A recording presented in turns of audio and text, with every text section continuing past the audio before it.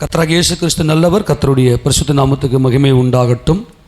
எரேமியா தீர்க்கதரிசியின் புத்தகம் 30வது அதிகாரம் 10வது வசனத்தை நாம் வாசிக்கலாம். எரேமியா 30:10. ஆகையால் என் தாசனாகிய யாக்கோபே, நீ பயப்படாதே, இஸ்ரவேலே கலங்காதே என்று கர்த்தர் சொல்லுகிறார். இதோ நான் உன்னை தூரத்திலும் உன் சந்ததியை தங்கள் சிறையிருப்பின் தேசத்திலும் இராதபடிக்கு ரட்சிப்பேன். யாக்கோபு திரும்பி வந்து அமர்ந்து சுகித்திருப்பான், அவனை தத்தளிக்க பண்ணுகிறவர் இல்லை. ஆமென். கர்த்தர் நல்லவர். கர்த்தருடைய பரிசுத்த நாமத்துக்கு மகிமை உண்டாகட்டும். என் தாசனாகிய யாக்கோபே, நீ பயப்படாதே என்று சொல்லி தேவன் நம்மை இங்கே அழைத்திருக்கிறார். இஸ்ரவேலே கலங்காதே என்று சொல்லி கர்த்தர் நமக்கு ஆறுதலை கொடுக்கிறார். நமது ஆண்டவராகிய இயேசு கிறிஸ்து மாத்திரமே நமக்கு ஜீவனையும் பலனையும் ஆரோக்கியத்தையும் சுகத்தையும் நம்முடைய ஆத்துமாவுக்கு கொடுக்க முடியும். அவர் மாத்திரமே நம்மை சுகமாய் அமர்ந்திருக்க செய்து இளைப்பாறுதலை கொடுத்து சுகித்திருக்கிற அந்த வாழ்க்கையை தேவன் நமக்கு கொடுக்க முடியும். நமக்கு முன்பதாக எந்த ஒரு தத்தளிப்பும் இல்லாமல் நம்மை சமாதானமாய் நடத்த நமது ஆண்டவராக இயேசு கிறிஸ்துவால் மாத்திரமே முடியும். அன்பான தேவ ஜனமே, ஒரே ஒரு விண்ணப்பத்தை நான் உங்கள் இடத்துல கேட்கிறேன். இன்றைக்கி உங்கள் வாழ்க்கையில் எங்கேயாவது பயம் இருக்குதா? அதை மட்டும் கொஞ்சம் உங்கள் மைண்டில் அப்படியே செக் பண்ணி பாருங்கள். அல்லது எங்கேயாகிலும் கலக்கம் இருக்கிறதா? ஒரு மனிதனுக்குள்ள மரணம் நிலை கொண்டிருக்கிறது என்பதற்கான அடையாளம் எது என்றால் பயமும் கலக்கமும். தேவனை விட்டு மனிதன் பிரிந்த போதுதான் இந்த மரணம் உள்ளே வந்தது, அந்த பயம். ஆனால் கர்த்தர் நமக்கு வாக்குத்தத்தம் கொடுத்தார். நான் யாக்கோபுக்கு பயத்தை விட்டு எடுத்து போடுவேன், என் இஸ்ரவேலுக்கு கலக்கத்தை விட்டு நீங்கி போடுவேன். அவன் சிறையிருப்பில் இருக்க தேவையில்லை. எந்த ஒரு சிறையிருப்பிலையும் மாட்டி, ஏன்னா சிறையிருப்பில் இருக்கும்போது அந்த பயம், இந்த கலக்கமெல்லாம் உள்ளே நமக்குள்ளே வரும். ஆனால் கர்த்தர் நமக்கு இன்னைக்கு வாக்குத்தத்தம் கொடுக்கிறார். என் யாக்கோபே, என் தாசனே அப்படின்னு கூப்பிட்டார்னாவே நமக்கு உடம்பெல்லாம் அப்படி சும்மா புல்லரிக்கணும். என் தெரியுமா? அவருடைய இருதயத்திலே வாசமாக இருக்கிறவன் தான் இந்த தாசன். அவருடைய இருதயத்திலேயே, நல்லா கவனிங்க, அவருடைய சிந்தனையில் அவருடைய நினைவில் இருக்கிறவன் தான் இந்த தாசன். அவர் எப்படி பரிசுத்தராக இருக்கிறாரோ அந்த பரிசுத்தத்துக்கு அழைக்கப்பட்டவன் தான், தெரிந்து கொள்ளப்பட்டவன் தான் இந்த தாசன். அப்போ கர்த்தர் இங்கே சொல்கிறார், என் தாசனே அப்படின்னா என்ன அர்த்தம்? உனக்கு பயம் இனிமேல் வராது. என் தாசனே, இனிமேல் உனக்கு கலக்கம் வராது. இந்த கலக்கமும் இந்த பயமும் தான் உன்னையும் என்னை விட்டு பிரித்தது, தேவனை விட்டு உன்னை பிரித்தது. ஆனால் இன்றைக்கு உனக்காக நான் வந்து உன்னை நான் மீட்டெடுக்க போகிறேன் என்று சொல்லி கர்த்தராகிய இயேசு கிறிஸ்து நமக்கு இங்கே சொல்லுகிறார். இனி உன் வாழ்க்கையில் அப்படிப்பட்ட பயமோ கலக்கமோ இல்லாமல் நீ அமர்ந்து, you will be rest, and அப்புறம் நீ சுகித்திருப்பாய். நீ எப்போதுமே நீ உன்னுடைய வாழ்க்கையில் அந்த ஸ்வீட்னஸ், அந்த இனிமையை அனுபவிப்பாய். கசப்பு என்பது மரணம், கசப்பு என்பது சிறையிருப்பு. ஆனால் கர்த்தர் இன்றைக்கு நம்மோடு பேசுகிறார். நீ பயப்படாதே, நீ கலங்காதே, நீ சுகித்திருப்பாய். உனக்கு முன்னாடி உன்னை தத்தளிக்க செய்கிறவன் இருக்க மாட்டான். அல்லேலூயா. உனக்கு முன்பதாக தத்தளிக்க செய்கிறவன். சில பேரை நினைச்சாலே நம்ம மனசுடைய அப்படியே கதி கலங்கும். பார்த்துறீங்களா? சில பேரை அவங்கள நினச்சாவே நம்ம மனசுக்கெல்லாம் ஒரு வலி ஏற்படும், அப்படியே மனசுக்குள்ள ஒரு திகில் ஏற்படும், ஒரு பயம் ஏற்படும். ஆனால் இன்றைக்கி ஆண்டவர் சொல்கிறாரு, இனி அப்படிப்பட்டவன் வாழ்க்கையில் இருக்க முடியாது. அல்லேலூயா. நான் உனக்காக யாவையும் செய்து முடித்த உன் தேவனாகிய கர்த்தர், என் தாசனே, என் தாசனே, என் தாசனாகிய யாக்கோபே, நீ பயப்படாதே, இஸ்ரவேலே நீ கலங்காதே என்று கர்த்தர் சொல்லுகிறார். அவர் சொன்னார்னா அவர் அப்படியே ஆகும். ஆமென். இப்போ நான் என்ன கேட்குறேன், இந்த வார்த்தை, இந்த வாக்குத்தத்தம் யாருக்கானது என்பதை முதல்ல நீங்கள் புரிஞ்சுக்கணும். இந்த வாக்குத்தத்தம் யாருக்கானது? ஆக்சுவலாக இது ஒரு ப்ராமிஸ், இது ஒரு ப்ராஃபஸி. இது அவர்களுக்கு சொல்லப்பட்ட ஒரு ப்ராஃபஸி. ஆனால் தேவனுடைய சபையில் இருக்கக்கூடிய நாம் அத்தனை பேருக்குள்ளேயும் இந்த பயமும் இந்த கலக்கத்தையும் மேற்கொண்டவர்களாய் ஒரு சமாதான இருதயத்தில் ஒரு சுகித்த வாழ்க்கை, நல்ல கவனிங்க, ஒரு சுகித்த வாழ்க்கையை, ஒரு இன்பமான, ஒரு இனிமையான ஒரு குடும்பத்தோட, ஒரு தெய்வீக சமாதானத்தோட, அவ்வளவு பரலோக ராஜ்யத்தை இந்த மண்ணுலகில் வாழ்ந்து காட்டக்கூடியவர்களாக நாம் இருக்க வேண்டும். இதற்காகத்தான் தேவன் நம்மை அழைத்திருக்கிறார். இதுதான் தேவன் இங்கே தீர்க்க தரிசனமாக சொல்லுகிறார். நான் செத்து பரலோகத்துக்கு போவேன் என்பதுதான் நியாயப்பிரமாண சுயநீதி. நான் வானத்துக்கு ஏறுவேன் என்பதுதான் பிசாசினுடைய வித்து. அன்பானவர்களே, இந்த பூமியில சுகித்த வாழ்க்கையை, அந்த அமெரிக்கையான அமர்ந்த அந்த சமாதான பரலோக மகிமையை இந்த பூமிக்கு இறங்கி வர பண்ணி வாழ்கிற இந்த வாழ்க்கை தான் கிறிஸ்தவ வாழ்க்கை. ஆமேனா? யாரெல்லாம் பயந்துருக்கிறீங்க இன்னைக்கு? நல்லா கவனிங்க. நீங்கள் உங்களை செக் பண்ணீங்க. சத்தியம் நமக்கு தெளிவாக சொல்லுது, பயப்படாதே என்றார். மனிதனுக்குள்ள எப்போ பயம் வந்துச்சு? ஆதி பாவம். ஆதியில் ஏதேனில் ஆதாம் பாவம் செய்துவிட்டு தேவனுடைய பிரசன்னத்தை விட்டு ஓடி ஒளிந்தான். நல்லா கவனிங்க. யாருக்கெல்லாம் பயம் இருக்கும் தெரியுமா? யாருக்கெல்லாம் கலக்கம் இருக்கும்? இந்த பயத்தையும் கலக்கத்தையும் நீங்கள் புரிஞ்சுக்கணுன்னா எப்படி நீங்கள் புரிஞ்சுக்கலான்னா, பயம் என்பது எதிர்காலத்தை குறித்து, நாளைக்கு நமக்கு வர வேண்டிய நன்மைகளை குறித்து நமக்கு பயம் வரும். நமக்கு சுகம் ஒரு பயத்தை கொடுக்கும். ஐயோ, நான் நாளைக்கு நான் நல்லா இருப்பேனா, நான் அல்லது வியாதிப்பட்டு நான் விழுந்துருவேனா. நல்லா கவனிங்க. பயம் எதை குறிக்குன்னா, எதிர்காலத்தில் வரப்போகிற நன்மைகளை நினைத்து, வரப்போகிற அந்த சந்தோஷம் நமக்கு கிடைக்குமா கிடைக்காதா என்பதை குறித்து தான் பயம் ஏற்படும். ஆனால் கலக்கம் எப்போ ஏற்படும்னா, இன்னைக்கு நம்மக்கிட்ட நம்ம கையில் இருக்கிறத நினச்சி கலக்கம் அடைவோம். ஆக்சிடெண்ட் ஆகிடுமா, அல்லது நம்ம பிள்ளைக்கு எதுனா ஆகிடுமா, நம்ம பணம் ஒரு இடத்துல கொடுத்துருக்கிறது வருமா, அல்லது நம்மளது யாருன்னா அபகரிச்சிடுவானா. நான் சொல்கிறது புரியுதா இல்லையா? இந்த டிஃப்ரெண்ட் நல்லா புரிஞ்சுக்குங்க. இது ரெண்டுத்துக்குமே நம்முடைய எதிர்காலமாக இருக்கிறவர், எல்லாவற்றிலும் இருந்து நமக்கு விடுதலை கொடுத்து நமக்கு எதிர்காலமாக இருக்கிறவர் தான் நமது ஆண்டவராகிய இயேசு கிறிஸ்து. எப்பொழுது நமக்கு இந்த பயத்திலிருந்தும் கலக்கத்திலிருந்தும் விடுதலையாகி, எப்பொழுது நாம் இந்த சிறையிருப்பிலிருந்து விடுதலையாகி, எப்பொழுது நாம் இந்த சுகித்த வாழ்க்கையை அனுபவிப்போம் என்றால், மேல் வசனத்தை வாசிங்க, 9ஆம் வசனம். தங்கள் தேவனாகிய கர்த்தரையும் நான் தங்களுக்கு எழுப்ப போகிற, நல்லா கவனிங்க, இது இஸ்ரவேல் ஜனத்துக்கு சொல்லப்பட்ட தீர்க்க தரிசனமாக இருந்தாலும் இது அவர்களை சிந்தையில் வைத்து பேசவில்லை, நம்மை வைத்து தான் பேசுகிறார். அல்லேலூயா. நல்லா கவனிங்க. நான் எழுப்ப போகிற தங்கள் ராஜாவை, தங்கள் ராஜாவாகிய தாவீதையுமே செவிப்பார்கள். நல்லா கவனி, எல்லாரும் சொல்லாமா? இவர்கள் ஏதேனிலே தேவாதி தேவனாகிய கர்த்தராகிய இயேசு ராஜாவை சேவிக்காமல் அவரை விட்டு விலகி ஓடிவிட்டார்கள். ஆதாமே, நீ எங்கே இருக்கிறாய் என்று கேட்டபோது, நான் தேவரீருடைய சத்தத்தை தோட்டத்தில் கேட்டு நான் நிர்வாணியாக இருப்பதினால் பயந்து ஒளிந்து கொண்டேன். பயம் எங்கே வந்துச்சுங்க? அவர் சமூகத்தில் போக முடியாத, அவர் சமூகத்தை என்றைக்கு மனிதன் விட்டுவிட்டானோ அன்றைக்கே எதிர்காலத்தை குறித்த பயம், அல்லது என்னுடைய வாழ்க்கை என்ன ஆகுமோ என்கின்ற கலக்கம் மனிதனுடைய வாழ்க்கையில் பிரவேசித்து விட்டது. அப்போ வரப்போகிற தாவீதானவர், அவர் யார்? அவரு தாவீதானவர். இயேசு ராஜாவுக்கு நிழலாட்டமாய் தாவீதுடைய வாழ்க்கையை இந்த ஜனங்களுக்கு காண்பித்து சொல்லுகிறார். இன்னைக்கு தேவ சபையில் வந்து உட்கார்ந்துருக்கிறோமே, ராஜாவாகிய என் ஆண்டவராகிய இயேசுவின் சமூகத்தில் வந்து உட்கார்ந்துருக்கிற உங்களுக்கு பயமோ கலக்கமோ எப்பயோ உங்களை விட்டு ஓடி போயிட்டு ஒரு சுகித்த வாழ்க்கையும் ஒரு சமாதானமான வாழ்க்கையும் உங்களுக்கு இருக்க வேண்டும். ஆமென் சொல்லாமா? எத்தனை பேருக்கு இந்த அமெரிக்கையான இந்த அமர்ந்த சுகித்த வாழ்க்கை இருக்குது? யார்? எத்தனை பேர் நிம்மதியாக தூங்குற? எத்தனை பேர் நல்லா நிம்மதியாக தூங்கி எழுந்து அந்த மன உற்சாகத்தில் எத்தனை பேர் தேவனை ஆராதனை செய்கிற? தேவாதி தேவன், வானங்களும் வானாதி வானங்களும் கொள்ளாத தேவாதி தேவன் எங்கே வந்து வாசமாக இருக்கிறார் என்றால் அவர் குடும்பத்தில் வந்து வாசமாக இருக்கிறார்.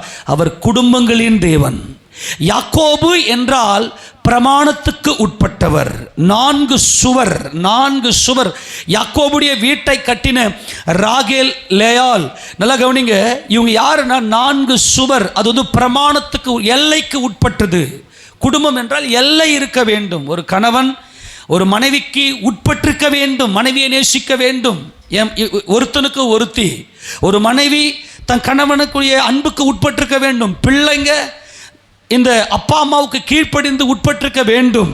அப்போ தேவன் நமக்கு என்ன எதிர்பார்க்கிறார் என்றால், ஏதேனிலே அந்த பயத்தை பிசாசு உள்ள கொடுத்து விட்டான். ஆனால் இன்னைக்கு சியோன் சபையில், இந்த எருசலேம் சியோன் என்கின்ற இந்த மகிமைக்குள்ள தேவன் நமக்கு ஒரு அமர்ந்த வாழ்க்கையும் ஒரு சுகித்த வாழ்க்கையை நமக்கு தேவன் கொடுக்கிறார். உனக்கு முன்பதாக ஒருவனும் தத்தளிக்க பண்ணுகிறவன் இல்லை. உன் மனசை கலங்கடிக்கிறவன், யாரையோ ஒரு மனுஷனை நினச்சி உன் மனசுக்குள்ளே வந்து ஒரு பாரம், ஒரு கலக்கம் என்ன ஆயிடுமோ. இன்றைக்கி அநேக பெண்கள், அநேக சகோதரிகளை பார்த்தீங்கன்னா, இன்றைக்கி பிள்ளைங்க நிறைய பேர் என்ன பண்ணுறாங்க தெரியுமா? எத்தனையோ வாலிப பெண் பிள்ளைகளை வைத்து கொண்டிருக்கிறவர்களுக்கு விரோதமாய் எத்தனையோ ஆண் பிள்ளைகள் எழும்பி இந்த பிள்ளைகளுடைய வாழ்க்கையை சீரழிக்கிற மாதிரி, எத்தனையோ தாய்மார்களுக்கு அல்லது அவருடைய தகப்பன்மார்கள், ஐயோ என் பெண்ணுடைய வாழ்க்கையை என்ன செய்வானோ தெரியலையே அப்படின்னு சொல்லாமா? இன்னைக்கு எத்தனையோ பேர் அப்படி, என் பெண்ணுடைய வாழ்க்கை என்ன ஆகுமோ, இவன் இப்படி சீரழிச்சிருவானோ. அல்லது இன்னைக்கு எத்தனையோ ஆண் பிள்ளைகளை, ஒரு பயங்கர கொடூரமான பெண்கள் வந்து எத்தனையோ வாலிப பிள்ளைகளை, எத்தனையோ திருமணம் ஆன பெண்கள் திருமணம் ஆகாத இந்த வாலிப பிள்ளைகளை சீரழிக்கும்படியாய், இதெல்லாம் பயங்கர கொடூரங்கள். அவங்கள நினைச்சாலே தத்தளிப்பு வரும் மனசுக்குள்ள. ஆனால் ஒரு காரியத்தை சொல்லுகிறேன், எப்பொழுது நீங்கள் உங்கள் ராஜாவாகிய தாவீது ஆனவரை சேவிக்கிறீர்களோ, வானத்தையும் பூமியையும் உண்டாக்கின மனுஷர்களுக்குள்ளே, வானத்தின் கீழே பூமியின் மேலே இயேசு என்கின்ற நாமமே அல்லாமல் வேறொரு நாமம் பரலோகம் கட்டளிடப்படவில்லை. கர்த்தர் சொல்லாமா?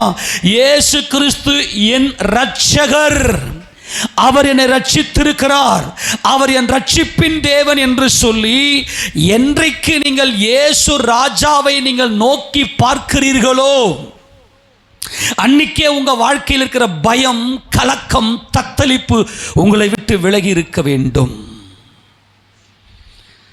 இப்ப சபையில் இப்ப சில பேருக்கு ஒரு சின்ன வியாதி வந்தாவே நான் மரித்து விடுவேனோ என்ற பயம். அப்படியானால் நீங்கள் இன்னும் உங்கள் ராஜாவை நீங்கள் நோக்கி பார்க்கவில்லை. அவருடைய கரம் திறந்தே இருக்கிறது. அவருடைய சமூகம், சபை அவருடைய சமூகம். சபை கூடும்போதெல்லாம் ராஜாவை ஆராதிக்க வருகிறோம், நல்ல ஆராதனை பண்ணோம். ஆண்டவராக இயேசு ராஜாவை, தாவீதானவரை ஆராதனை செய்தோம். அவர் உங்கள் இருதயத்தில் இருக்கிறாரா? அவர் உங்கள் இருதயத்தில் இருக்கிறாரா? அவரை உங்கள் இருதயத்தில் தரித்து கொண்டிருக்கிறீர்களா?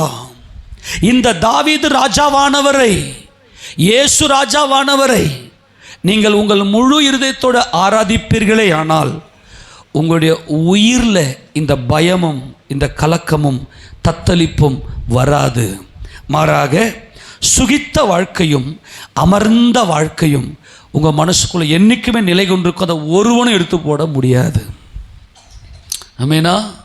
திடீரென்று ஒரு துர்ச்செய்தி வருகிறது, திடீர்னு ஒரு ஆக்சிடெண்ட்டு, அவங்க சின்ன ஒரு கீறல் தான் ஆயிருக்கும், ஆனால் அவங்க காலே உடஞ்சிருச்சு அப்படின்னு சொல்லும்போது இருதயத்துக்குள்ளே மனசு உடஞ்சி, அல்லது ஒரு சின்ன தலையில் ஒரு சின்ன அடி இருக்கும், ஐயோ தலையை நசுங்கி போயிடுச்சு, இந்த மாதிரி துர்ச்செய்தெல்லாம் வரும். ஆனால் அப்படிப்பட்ட காரியத்தில் கூட அந்த பயம் என்ன, அது உயிரில், இந்த பயம் எங்கே ஏற்படும்? உயிரில் வரும். உயிர் சம்பந்தப்பட்டது. இது பயம் எங்கே வருதுன்னா, நம்முடைய மனம் அப்படியே உடையும், மனசு, நம்முடைய ஸ்பிரிட், நம்முடைய ஆவி நொறுங்கும். ஆனால் இயேசு ராஜாவை தங்கள் இரட்சகராக ஏற்றுக்கொண்டவருடைய வாழ்க்கையில் பயம் இருக்காது, கலக்கம் இருக்காது, எந்த ஒரு தத்தளிப்பும் இருக்காது. அவங்க வாழ்க்கையில் சமாதானம், ரெஸ்ட், பீஸ். இதே வசனத்தை இன்னும் கொஞ்சம் ஆழமாக 46ஆம் அதிகாரம் எரேமியா 27ஆம் வசனத்தை வாசிக்க பார்க்கலாம். 46:27 என் தாசனாகிய யாக்கோபே, என் தாசனாகிய யாக்கோபே, நீ பயப்படாதே, நீ பயப்படாதே. இஸ்ரவேலே, இஸ்ரவேலே, நீ கலங்காதே, நீ கலங்காதே. இதோ நான் உன்னை தூரத்திலும், நான் உன்னை தூரத்திலும், உன் சந்ததியை அவர்கள் சிறையிருப்பின், உன் சந்ததியை அவர்கள் சிறையிருப்பின் தேசத்திலும் இருந்து விடுவித்து ரட்சிப்பேன்.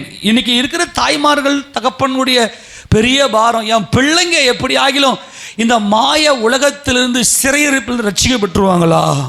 செல்போனுக்கு அடிமையாகிவிட்டு இன்னைக்கு இன்ஸ்டாகிராமில் இன்னைக்கு விழுந்து போய், இன்ஸ்டாகிராம் ரீல்ஸில் விழுந்து போய், அந்த ஒரு பொல்லாத பாவத்தில் விழுந்து போய், இன்னைக்கு ஏதோ ஒரு அசுத்த காரியங்களில் இன்னைக்கு பார்த்தா எங்கே பார்த்தாலும் கஞ்சா. நம்ம ஊரில் தான் கஞ்சா எல்லாம் பரவலாக இருக்குதுன்னு நான் நினச்சேன். இல்லை, தமிழ்நாடு முழுக்க கஞ்சா. அதில் ஒரு பெரிய அரசியல் சூழ்ச்சிலாம் இருக்கிறதாக சொல்கிறாங்க.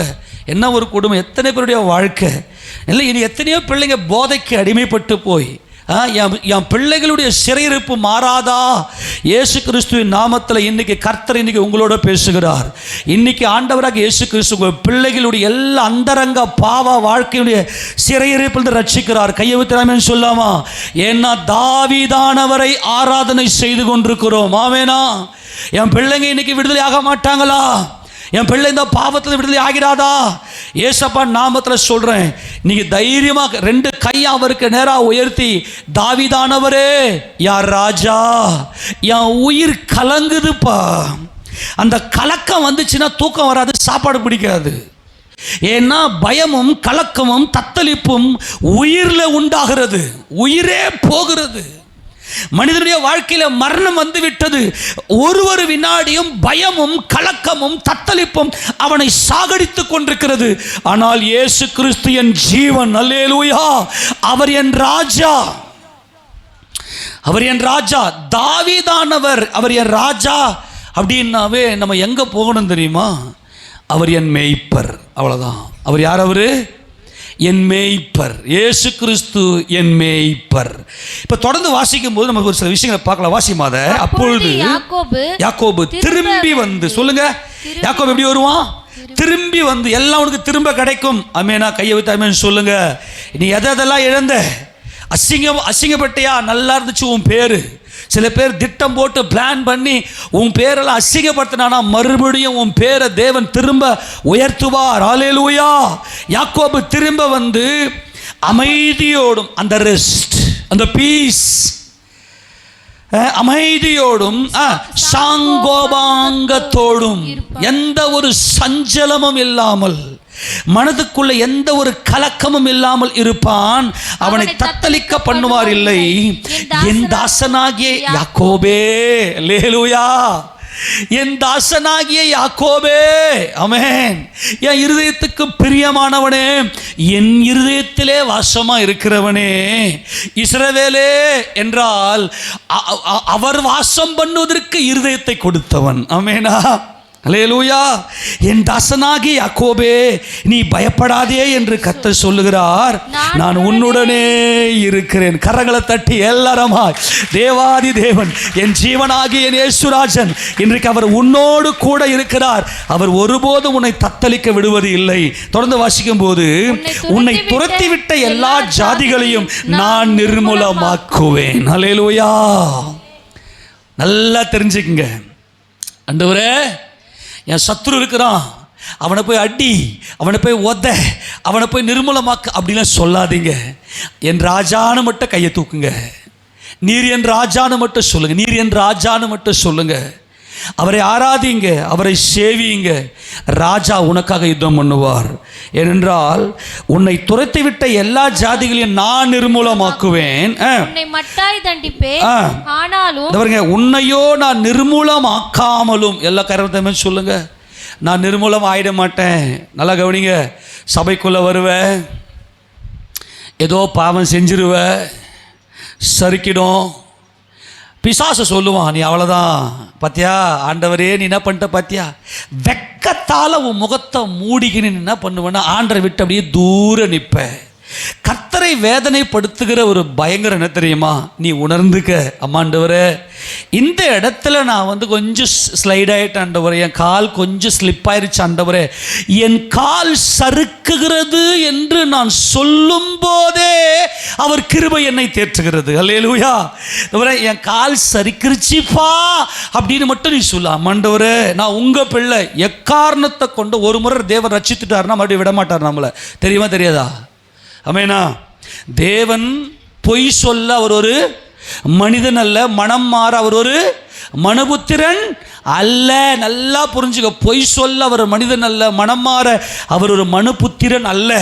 அதனால் நீ என்னமோ இப்போ சரி உன்னை ஆண்டவர் உன்னை தொட்டு உன்னை திருப்பினார், அப்போ நீ பெரிய பரிசுத்தமாக இருந்தியான்னு எதாவது சொல்லுங்கள் பார்க்கலாம்.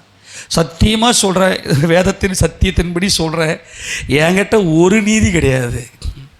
இந்த சத்தியத்தெல்லாம் பேசுவதற்கு, இந்த ரகசியங்களெல்லாம் வெளிப்படுத்தி பேசுவதற்கு ஒரு தகுதியும் எனக்கு கிடையாது. நான் இயேசுராஜன் நாமத்துக்கு மகிமை சொல்கிறேன். எல்லாம் அவருடைய கிருபையில், அவருடைய தயவில் இன்றைக்கு என்னை அழைத்திருக்கிறார். அன்றைக்கும் என்னை என் பாவத்தை பாராமல் என் கையை பிடிச்ச என் கர்த்தர், இன்றைக்கும் நான் கொஞ்சம் ஸ்லைட் ஆகிட்டேன்னு தூக்கி போட்டு வரா என்ன, நான் உன்னை நிர்மூலமாக்க மாட்டேன். ஆமேனா. நீ எழும்பி ஒரே ஒரு கையை மொத்த பரிசுத்த கையை நேராக உயர்த்தினான். ஒரு பாவி ஆண்டவரே, யாக்கோபு வந்திருக்கிற ஆண்டவரே. இதனுடைய பேக்ரவுண்டெல்லாம் பார்க்கணும், பயங்கர ஆசையாக இருக்கும். ஆனால் நேரம் இருக்காது நமக்கு. லைட்டாக மட்டும் சொல்கிறேன். யாக்கோபு அப்படின்னு என்னது? ஹீல் ஹோல்டர் இல்லையா? குதிங்காலை பிடிப்பவன். ஆக்சுவலாக எபிரேய பாஷையினுடைய அர்த்தமே என்னன்னாக்கா காலவாரி விடுறவன் தான். என்னது என்ன அர்த்தம்? வேறு வழி இல்லைன்றவரை என் பலத்தை நம்பி என்ன நான் என்ன பண்ணேன், நான் யார் ராஜ்யத்தை நான் ஸ்தாபிக்கிறதுக்காக என்ன நான் நம்பி அநேகருடைய காலை வாரி விடுறவனா. இதுதான் யாக்கோபு. யாக்கோபு அப்படின்னா என்னென்னா சுயநீதியில் வாழ்கிறவன், நீதி தான், ஆனால் சுயநீதியிலே போகிறவன், ஆனால் தேவநீதியை அறியாதவன் அல்ல. யாக்கோபு என்றால் தான் சுயநீதியை உணர்ந்தவன் என்று அர்த்தம். நல்ல கவனி. அவருக்கு யாரு தேவை அப்படின்னா, நான் பாவம் செய்கிறவன் ஆண்டவரே, இதுதான் யாக்கோபு. யாக்கோபுன என் தாசனாகிய யாக்கோபே அப்படின்னு நான் பாவி வந்திருக்கிறேன் ஆண்டவரே. யாக்கோபை இஸ்ரவேலாய் மாற்றின அந்த தருணம் என்பது பயங்கர ஆச்சரியமான ஒன்று இல்லையா? யாக்கோபே என் தாசனாகிய யாக்கோபே என்றால் பாவம் செய்யாதவள பாவி வந்திருக்கிறேன். உன் பேர் என்ன? யாக்கோபு. இனி உன் பேர் யாக்கோபு என்னப்படாமல். அப்ப என்ன அர்த்தம்? என் தாசன், நான் எப்படியெல்லாம் உன்னை உருவாக்க நினைக்கிறேனோ அப்படியெல்லாம் விட்டு கொடுத்தவன், ஒப்பு கொடுத்தவன் தான் யாக்கோபு. அசிங்கமாக பேசக்கூடாது, நம்ம வாயில் அசிங்கமான வார்த்தை வரக்கூடாது. அசிங்கமான வார்த்தை வந்துருச்சு, அப்பா வந்துருச்சேன்னு மட்டும் சொல்லுங்களேன்.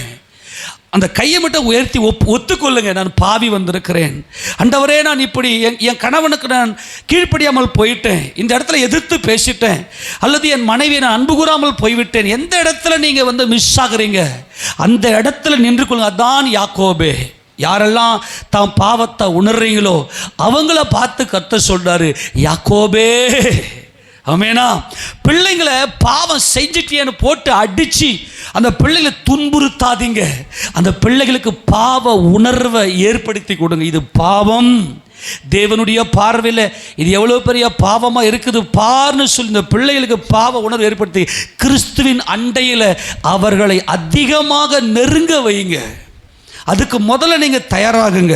நான் உன்னை நிர்மூலமாக மாட்டேன், நீ பாவம் செஞ்சுட்டேன்னு உன்னை நிர்மூலமாக்கிடுவேனா? அதுக்காடா உனக்காக நான் சிலுவையில் பலியானேன். ஆமேனா. அதுக்காக சிலுவையில் பலியானேன்.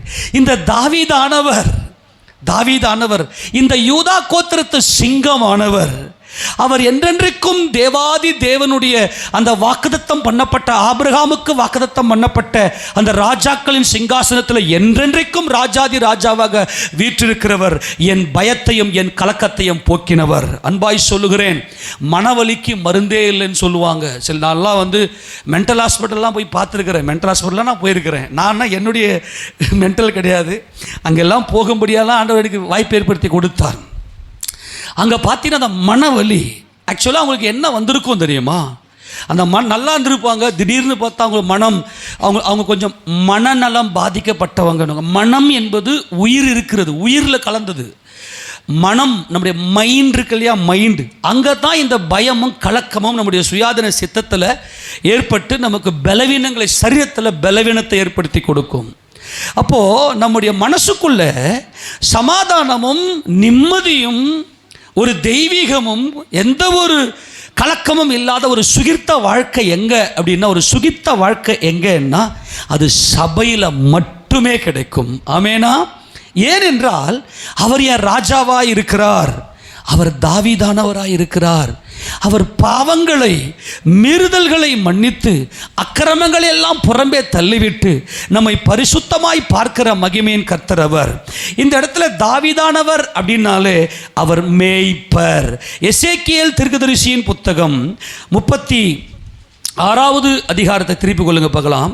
எசேக்கியேல் தீர்க்கதரிசியின் புத்தகம் 36வது அதிகாரத்தில் அங்கே 34ஆம் அதிகாரத்தில் 34ஆம் அதிகாரத்தில் 23ஆம் வசனத்தை வாசிங்க பார்க்கலாம். 23. அவர்களை மேய்க்கும்படி என் தாசனாகிய தாவீது என்னும் ஒரே மேய்ப்பனை நான் அவர்கள் மேல் விசாரிப்பாயிருக்க ஏற்படுத்துவேன். இவர் அவர்களை மேய்த்து இவரே அவர்களுக்கு மேய்ப்பனாய் இருப்பார். கரங்களை துறையாமன்னு சொல்லாமா? அல்லேலூயா. தாவீதானவர் அப்படின்னாலே என்னதுங்க? மேய்ப்பர். மேய்ப்பர் என்ன செய்வாராம்? முதலாவது விசாரிக்கிறாராம். அவர் உங்களை விசாரிக்கிறவர் ஆனபடியால் உங்கள் கவலைகள் எல்லாம் அவர் மேல் வைத்து விடுங்கள். இயேசு கிறிஸ்து என் ரட்சகர் என்று யார் யாரெல்லாம் விசுவாசித்து, யார் ராஜாவை நான் அவர் ராஜா, அவர் ஏன் உங்கள் ராஜா? நல்லா கவனிக்கணும். ஏன் அவர் உங்கள் ராஜா? இதை நீங்க நல்லா புரிஞ்சுக்கணும். உள்ள வந்துட்டு நீ கலக்கத்தோட பயத்தோட திகிலோட இருக்க தேவையில்லை. 24 மணி நேரம் அவர் நினைப்பிலே இருந்தால் போதும், முடிஞ்சு போச்சு. முதல்ல அவர் உன்னை விசாரிக்கிறார். ஏன் உனக்கு பயம்? எதனால உன் மனசுக்குள்ள இந்த கலக்கம்? உன் கையில் இருக்கிறது உன் கை நழுவி போயிடுமோ என்ற கலக்கமா, அல்லது உனக்கு வர வேண்டியது வராமல் போய்விடுமோ என்ற பயமா? முதலாவது அவர் உன்னை விசாரிக்கிறார். நல்லா கவனிங்க. அவர் உன்னை விசாரிப்பா இருக்க ஏற்படுத்துவேன். இவர் அவர்களை மேய்த்து. இந்த மேய்த்து என்பது புல்லுள்ள இடங்களில் மேய்த்து அமர்ந்த தண்ணீரை கொண்டு போய் உனக்கு என்ன தேவை, எந்த நேரத்தில் எப்படிப்பட்ட சூழ்நிலையில் உனக்கு என்ன தேவை என்று மேய்க்கிறார். முதலாவது அவர் உன்னை விசாரிக்கிறார். உன் மனது எங்கேயெல்லாம் வழியில் இருக்குது, எங்கேயெல்லாம் உனக்கு பயம் உன்னை சூழ்ந்திருக்கிறது, எங்கேயெல்லாம் உனக்கு கலக்கம் உன்னை பயமுறுத்துகிறது, இதை கரெக்டாக பார்த்து விசாரித்து அந்த பயத்தையும் கலக்கத்தையும் நீக்கி உனக்கு அமர்ந்த அந்த ரெஸ்ட், உன் மனசுக்குள்ள ஏற்படுகிற அந்த அலைகள், அந்த வைப்ரேட் இங்கே அடிச்சதுன்னா வயிறெல்லாம் கலக்கிடும். ஆமேனா? உள்ள அடிச்சதுன்னா வயிறெல்லாம் கலக்கி கை கால்லாம் நடுங்கி. இப்போ கை கால் நடுங்கிறதுக்கும் வயிற்றெல்லாம் கலக்கிறதுக்கும் என்னங்க சம்பந்தம்? அந்த உயிரில் தான் இந்த பயம் வருகிறது. ஆனால் அந்த உயிர் ஜீவனுள்ள தேவனை ஆராதிப்பதற்காக கொடுக்கப்பட்டது. முதலாவது அவர் உங்களை விசாரிக்கிறார். இரண்டாவது அவர் உங்களை கரெக்டாக மேய்க்கிறார், புஷ்டியாய். ஒரு நல்ல மேய்ப்பன் தன்னுடைய ஆடுகளை நல்ல புஷ்டியாக இருக்கணும் தான் நினைப்பார். ஆமேனா? ஆமேனா இல்லையா? அல்லேலூயா. நல்ல கவனிங்க. உன்னை விசாரிச்சு உன்னுடைய பயத்தையும் கலக்கத்தையும் நீக்கிறார். உன்னை புஷ்டியாய் மேய்க்கிறார். மேய்த்தவர் சொல்றாரு, இவரே உனக்கு மேய்ப்பனாய் இருப்பார். இவர் தான் ஒரு ராஜா. இந்த ராஜா எனக்கு எவ்வளோ பெரிய சந்தோஷத்தை கொடுக்கிறவராக இருக்கிறார். கொஞ்சம் யோசிச்சு பாருங்க பார்க்கலாம். இந்த ராஜா, இந்த தாவீதானவர், இவர் என் மேய்ப்பராக இருக்கிறார். ஏன்? என்னை அவர் விசாரிக்கிறவர். அல்லேலூயா. என்ன விசாரித்தார்? உனக்கு ஏன் பயம் யாக்கோபே? உனக்கு ஏன் பயம்? நல்லா கவனிங்க. இப்போ எப்படிப்பட்ட மேய்ப்பர் வாசிங்க பார்க்கலாம். யோவான் சுவிசேஷத்தின் புத்தகம் 10வது அதிகாரத்தில், யோவான் சுவிசேஷத்தின் புத்தகம் 10வது அதிகாரத்தில் அவர் எப்படிப்பட்ட மேய்ப்பர் என்றால் அவர் என்ன சொல்லுகிறார்? வாசிங்க பார்க்கலாம். 14 வாசிங்க. 10-14. நானே நல்ல மேய்ப்பன். ஆமேனா? அல்லேலூயா. அல்லேலூயா. அல்லேலூயா. நானே எல்லாம் சொல்லு. நானே எல்லாம் வாய்த்த சொல். நானே நல்ல மேய்ப்பன். என்ன செய்வார்? விசாரிக்கிறார், என்னை மேய்க்கிறார். அல்லேலூயா. அப்போ நல்ல மேய்ப்பன்னா யார்? என்ன செய்வார்? வாசிங்க. பிதா என்னை அறிந்திருக்கிறது போலவும் நான் பிதாவை நல்ல கவனிய வெட்டிடுவேன். இயேசுராஜா நாமத்துல நானும் அல்ல பிச்சிடுவேன். நான் நல்ல வாசி. நான் பிதாவை அறிந்திருக்கிறது போலவும் நான் மட்டுமே பிதாவை அறிந்திருக்கிறது போலவும். நல்லா கவனிங்க. நானும் இப்படிதான் உள்ள பூந்து அசிங்கப்படுத்திடுவான், தேவனை துக்கப்படுத்துவான். நான் ஒரு இயேசு ராஜா மாத்திரமே மேசியா, இயேசு ராஜா மாத்திரமே பிதாவை அறிந்தவர். ஆமென் சொல்லுவோமா? அவர்தான் ராஜாதி ராஜா. அல்லேலூயா. மறுபடியும் எல்லாம் சேர்ந்து வாசிங்க 14 வசனம். 3 முறை வாசிச்சாவணும் இந்த வசனத்தை. அந்த நானும்னு சொல்லிட்டால அவ. நானும்னா அப்போ இன்னொரு மேசியாகிறாங்களா, இன்னொரு குமாரங்கிறாளா? அவர் மாத்திரமே குமாரன். எல்லாம் சேர்ந்து வாசி. நானே நல்ல மேய்ப்பன், பிதா என்னை அறிந்திருக்கிறது போலவும் நான் பிதாவை அறிந்திருக்கிறது போலவும். மறுபடியும் வாசி. நானே நல்ல மேய்ப்பன், பிதா என்னை அறிந்திருக்கிறது போலவும் நான் பிதாவை அறிந்திருக்கிறது போலவும். 3வது முறை. நானே நல்ல மேய்ப்பன், பிதா என்னை அறிந்திருக்கிறது போலவும் நான் பிதாவை அறிந்திருக்கிறது போலவும் நான் என்னுடையவைகளா, நல்ல கவனி, என்னுடையவைகளை, நல்ல கவனி, என்னுடையவைகளை அறிந்தும் என்னுடையவைகளால் அறியப்பட்டும் இருக்கிறேன். ஆடுகளுக்காக என் ஜீவனையும் கொடுக்கிறேன். எல்லா கரங்களும் சொல்ல முடியுமா? என்ன ஜீவனை கொடுத்தாரு? அப்பா, உம்மை விட்டு நான் தூரம் போனேன், என் இருதயத்துக்குள்ள பயமும் கலக்கமும் வந்து விட்டது. யார் யாருடைய இருதயம் எல்லாம் உடைஞ்சதோ, யார் யாருடைய இருதயம் எல்லாம் கலக்கம் அடைஞ்சதோ, அதுதான் மரணம், அதுதான் சாவு, அதுதான் பாதாளம். எத்தனை பேர் அறிக்கை பண்ண முடியாது? எத்தனையோ நேரத்தில் என் மனசை நான் உடைச்சிருக்கிறேன். எத்தனை பேர் கை ஊத்தாமன்னு சொல்ல முடியும்? ஒத்துக்கொண்ட உங்களை கர்த்தர் அறிந்திருக்கிறார். ஆமேனா? உங்களுக்காக அந்த பயந்த, அந்த திகிலடைந்த, அந்த கலங்கின அந்த உயிர் செத்து போச்சு. ஆமேனா? அந்த உயிர் செத்து போச்சு. ஏன்னா இவங்க பிதா கிட்ட பார்க்க முடியாது, பிதாவை பார்க்க முடியாது, தேவ சமூகத்துக்கு போக முடியாது. மேய்ப்பன் அப்படின்னா யாருன்னா, நான் தான் நல்ல மேய்ப்பன். பாவத்தில், அக்கிரமத்தில், துரோகத்தில், அசிங்கத்தில், அவமானத்தில் விழுந்து போன இந்த ஆடுகளை எல்லாம் மீட்கிறதுக்காக என் ஜீவனையே கொடுக்கும்படி என் பிதாவுக்கு நான் ஒப்பு கொடுத்திருக்கிறேன். நான் தான் நல்ல மேய்ப்பன். என்னை சேவிக்கிற உனக்கு பயமோ கலக்கமோ வராது. என்னை சேவிக்கிற உனக்கு உன்னை நடத்துகிற உன் மேய்ப்பன் ஒருவர் இருக்கிறார். அவரை நீ மேய்ப்பனாக நீ அறிந்து கொள்வாயானால், அவரை நீ அறிந்திருப்பது உண்மையானால், அவருடைய சத்தம் உன் காதிலே விழுமேயானால் உனக்கு மரணம் கிடையாது. நீ என்னன்னைக்கு இருப்ப. மனுஷனுக்கு மரணம் கிடையாதுங்க. மரணம்னா சொல்றது இந்த இடத்துல நரகம். நான் மறுபடியும் சொல்லுகிறேன், இப்போ சபையில் வந்து உக்காந்துக்கணும், பயத்தில், திகிலில், கலக்கத்தில் இருப்ப அப்படின்னா உனக்குள்ள மரணம் நிலை கொண்டிருக்கிறது. நீ உன் மனதார எழுந்து கர்த்தரை அல்ல, உன் வாயை திறந்தாவே துதி இருக்குமே, ஆனால் உனக்குள்ள ஜீவன் இருக்கிறது. என் பிதாவை நான் அறிந்திருக்கிறேன், என் பிதா என்னை அறிந்திருக்கிறார். அதே போல என்னுடையவைகளால் நான் அறிந்தும், நல்லா கவனிங்க, நான் என்னுடையவைகளை அறிந்தும் என்னுடையவைகளால் அறியப்பட்டும் இருக்கிற. வேற ஒன்றும் இல்லை. யாக்கோபே, அவ்வளோதான். இந்த யாக்கோபு எத்தன் வந்திருக்கிறேன் ஆண்டவரே. அந்த யாப்போக்கு என்கின்ற ஆற்றை எல்லாவற்றையும் கடக்க செய்துவிட்டு, எனக்கு அதிகாரம் இல்லை, எனக்கு மனைவி இல்லை, பிள்ளைகள் இல்லை, வேலைக்காரர்கள் இல்லை, வேலைக்காரிகள் இல்லை, நான் என்னை வெறுமையாக்கி வந்திருக்கிறேன். நீரே என் கதி. நான் துரோகியா இருக்கிறேன், நான் பாவியா இருக்கிறேன். என்னுடைய பலத்தில் இந்த பூமியில வாழ்ந்தேன். ஐயோ, என்னுடைய பலத்தில் இந்த பூமியில வாழ்ந்தேன். எனக்கு மரணம் மட்டுமே மிஞ்சினது. ஆனால் இப்போது நான் சாக போகிறேன். சாவு, கலக்கமும் பயமும் தான் யாக்கோபுடைய வாழ்க்கையில் கலக்கமும் பயமும். ஆனால் யாக்கோபு தம்மை ஒப்பு கொடுத்தார். நீரே என் மேய்ப்பன். அல்லேலூயா.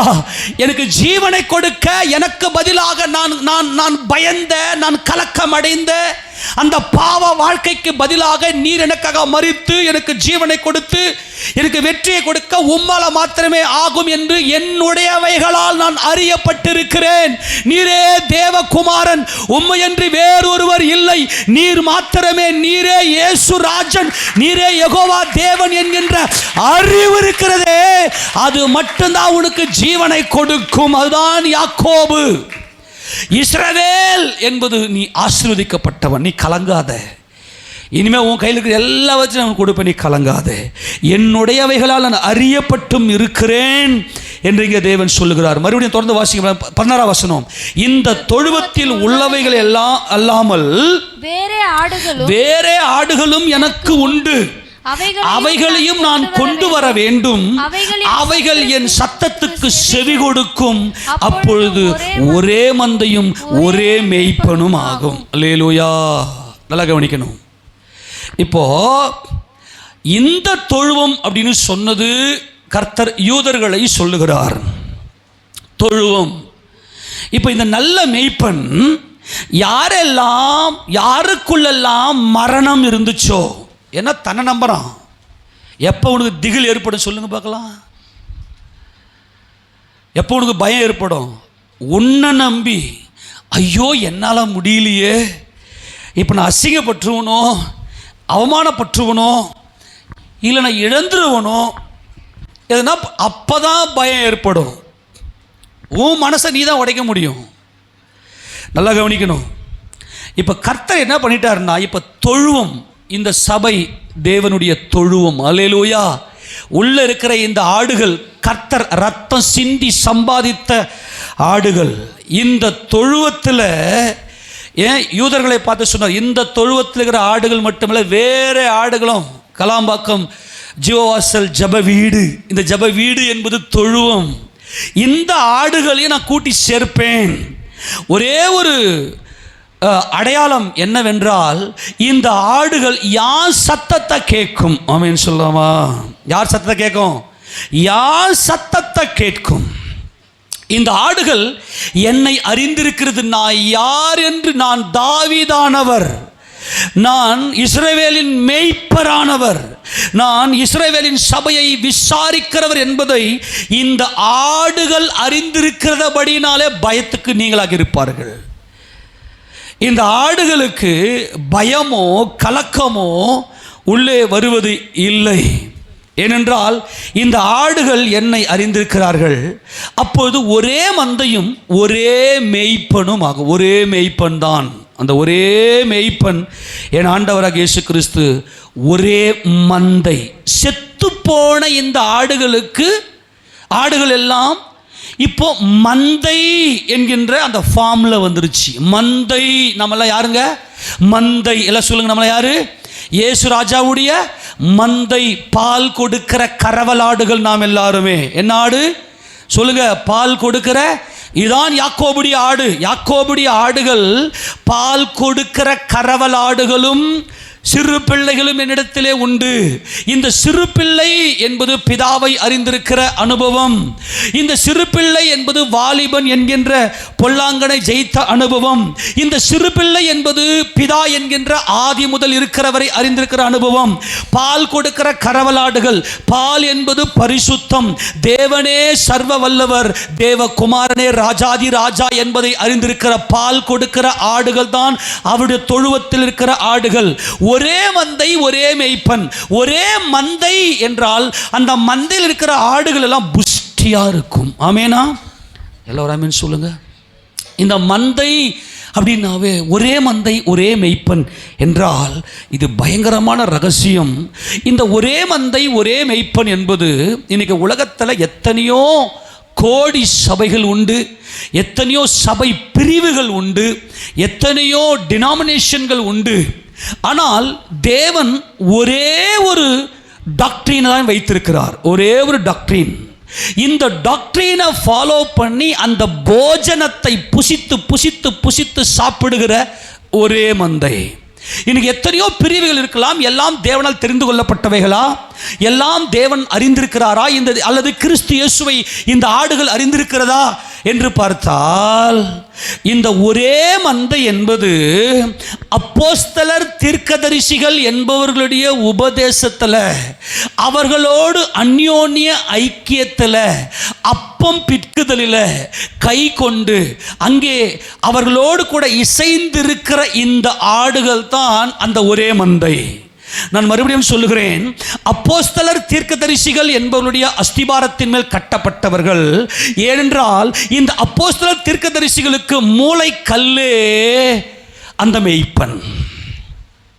இந்த அப்போஸ்தலர் தீர்க்கதரிசிகள் என்ன செய்வார்கள் என்றால், ஒரே மந்தை என்கின்ற அந்த புல்லுள்ள இடங்களிலே மேய்க்கிற அனுபவத்தை அவர்கள் கொடுப்பார்கள். எனக்கு ஒரு மேய்ப்பர் இருக்கிறார், நல்லா கவனிங்க, இயேசு ராஜா உங்க மேய்ப்பர் என்று இருக்குமே. ஆனால் அப்போஸ்தலர் தீர்க்கதரிசி என்பவர்களுடைய அஸ்திபாரத்தின் மேல் கட்டப்பட்டவர்களாய் உங்களை மேய்க்கிறதுக்கு நீங்க சபையில் ஊழியக்காரன் கையில் கொடுத்துருவீங்க. உங்களை மேய்க்கிறாரு, உங்களை மேய்க்கிறதுக்கு ஒருத்தர் இருக்கிற, தங்களை தாங்களே மேய்த்து கொள்ளுகிறது தான் உலகம். நல்லா மறுபடியும் சொல்கிறேன், ஏன் இன்னைக்கு உங்களுக்கு பயமும் கலக்கமும் வருது தெரியுமா? உங்களை மேய்க்கிறதுக்கு, உங்களை கண்காணியாக இருக்கிறதுக்கு ஊழியக்காரனுக்கு, ஐயோ பாஸ்டருக்கு இது தெரிஞ்சால் என்ன ஆகும், இது இயேசு ராஜாவுக்கு பிடிக்காதே, ஏனென்றால் என்னை மேய்க்கிற அப்போஸ்தலன் தீர்க்கதரிசி என்கின்ற தேவ ஊழியக்காரர் எனக்கு உண்டு, எனக்கு ஒரு மேய்ப்பர் உண்டு, இவருக்கு நான் கணக்கு கொடுக்கணுமே.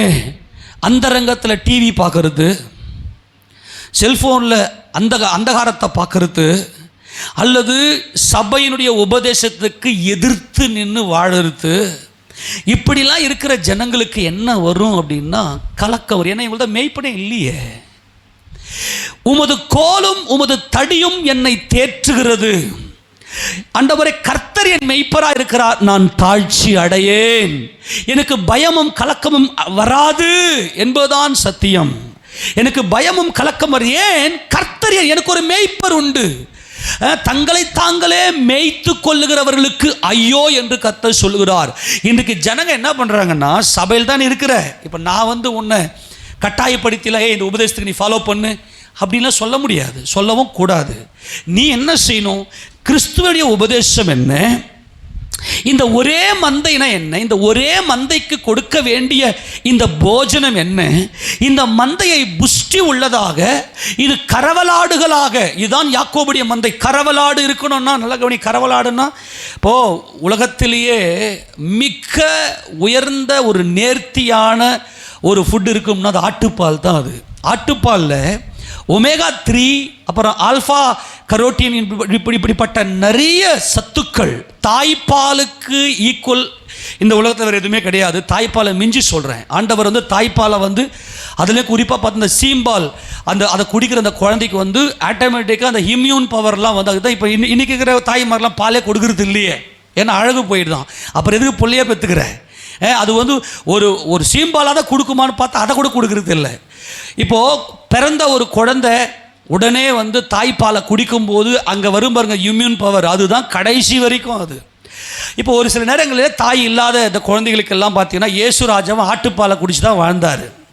இயேசு ராஜா பார்த்தீங்கன்னா மரியாதையில் பால் குடிக்கிறதுக்கு வாய்ப்பு இல்லை என்று நான் எனக்குள்ள விசுவாசிக்கிறேன். அதுக்கு நிறைய ஆதாரம் இருக்குன்னு பார்த்தோம். நாம நல்லா கவனிங்க, இந்த ஆடு எப்படிப்பட்ட மந்தை அப்படின்னா பால் கொடுக்கிற கரவலாடு. நல்லா கவனிங்க, எடுத்து அந்த வசந்த வாசி, நம்ம ஒரே மந்தை. நல்லா கவனிங்க, ஒரே மந்தை, ஒரே மேய்ப்பன். இந்த ஒரே மேய்ப்பன் ஆகிய மெய்யான போஜனமாகிய இந்த இயேசு ராஜாவை அறிகிற இந்த அறிவில் வளருது பாருங்க இந்த மந்தை தான் கரவலாடு.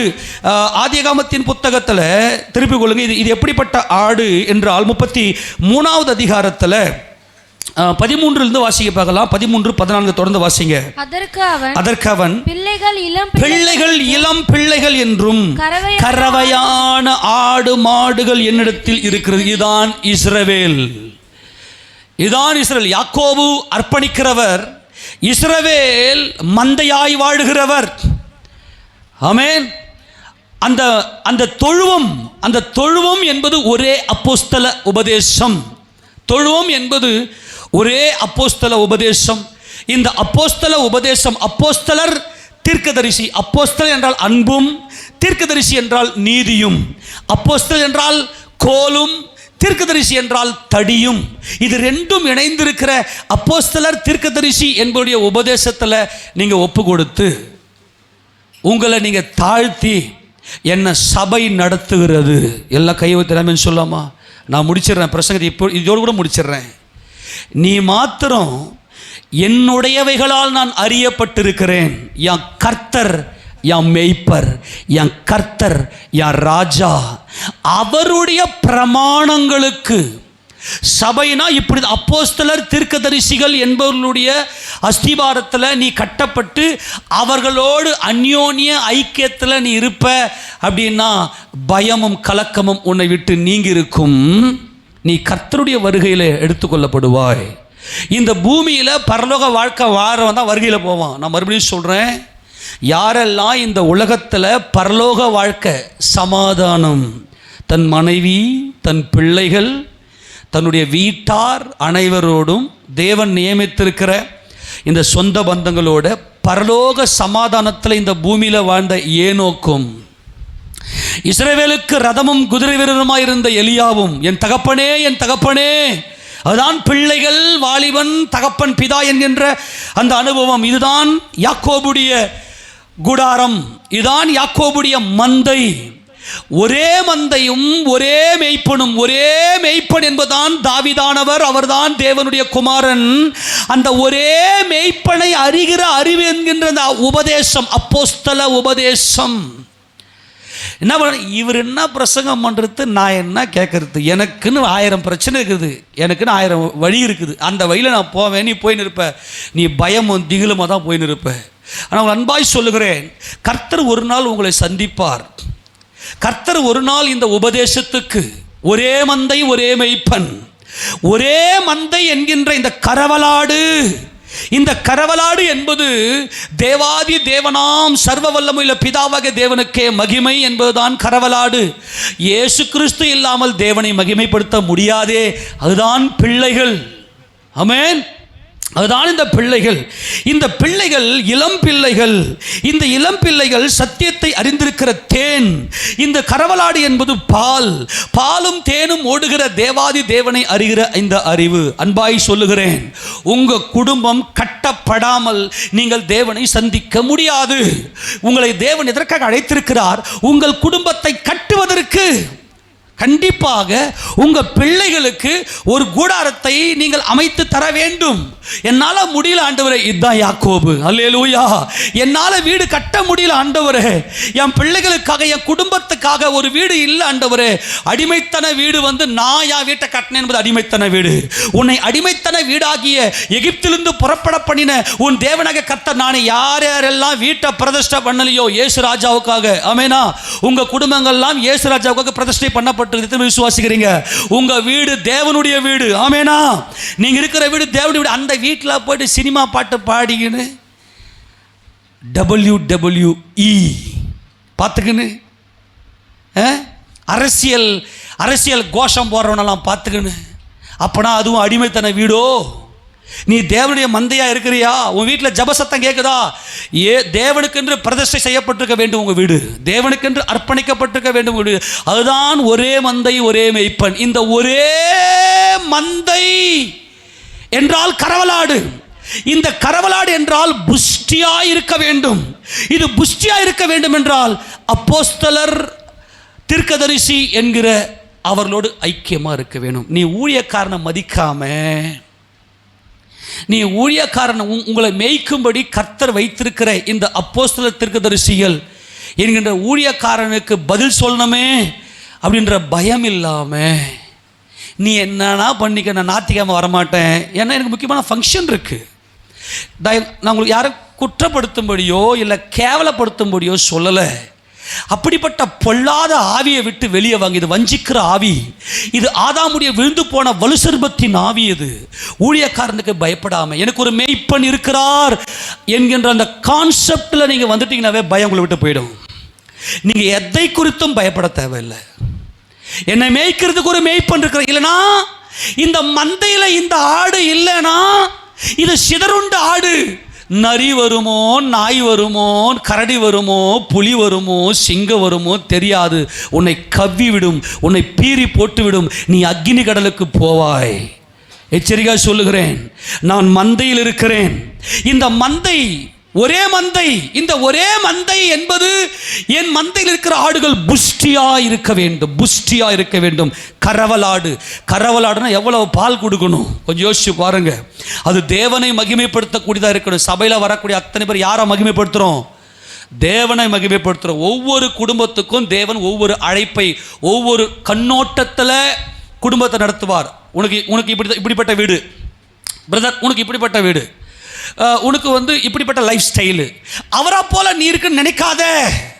உன் குடும்பம் தனி, உன் லைஃப் ஸ்டைல் தனி, உன் குடும்ப ஆசீர்வாதம் தனி. அந்த குடும்ப அவங்க வீட்டில் கறி சாப்பிட்றாங்க, நல்லா கறியை மினிமம் சாப்பிட்றாங்க, அவங்களுக்கு நல்லா பாடி கொஞ்சம் கண்டிஷன் இருக்குது. உங்கள் பாடி வேறு மாதிரி, உனக்கு வெஜிடபிள்ஸ் சாப்பிட்டா தான் செட் ஆகும். கர்த்தர் கொடுக்குற சந்தோஷமாக சாப்பிட்டு போ. பரலோக ராஜ்யமாக உன் குடும்பத்தை மாத்தினதா பரலோகத்துக்கு போக முடியும்.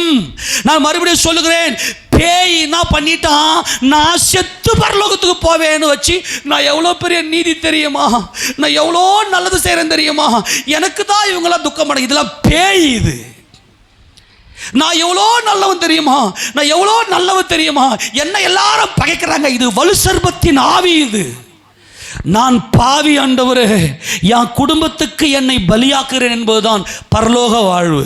அதுதான் புஷ்டியா இருக்கிற ஒரே மந்தை.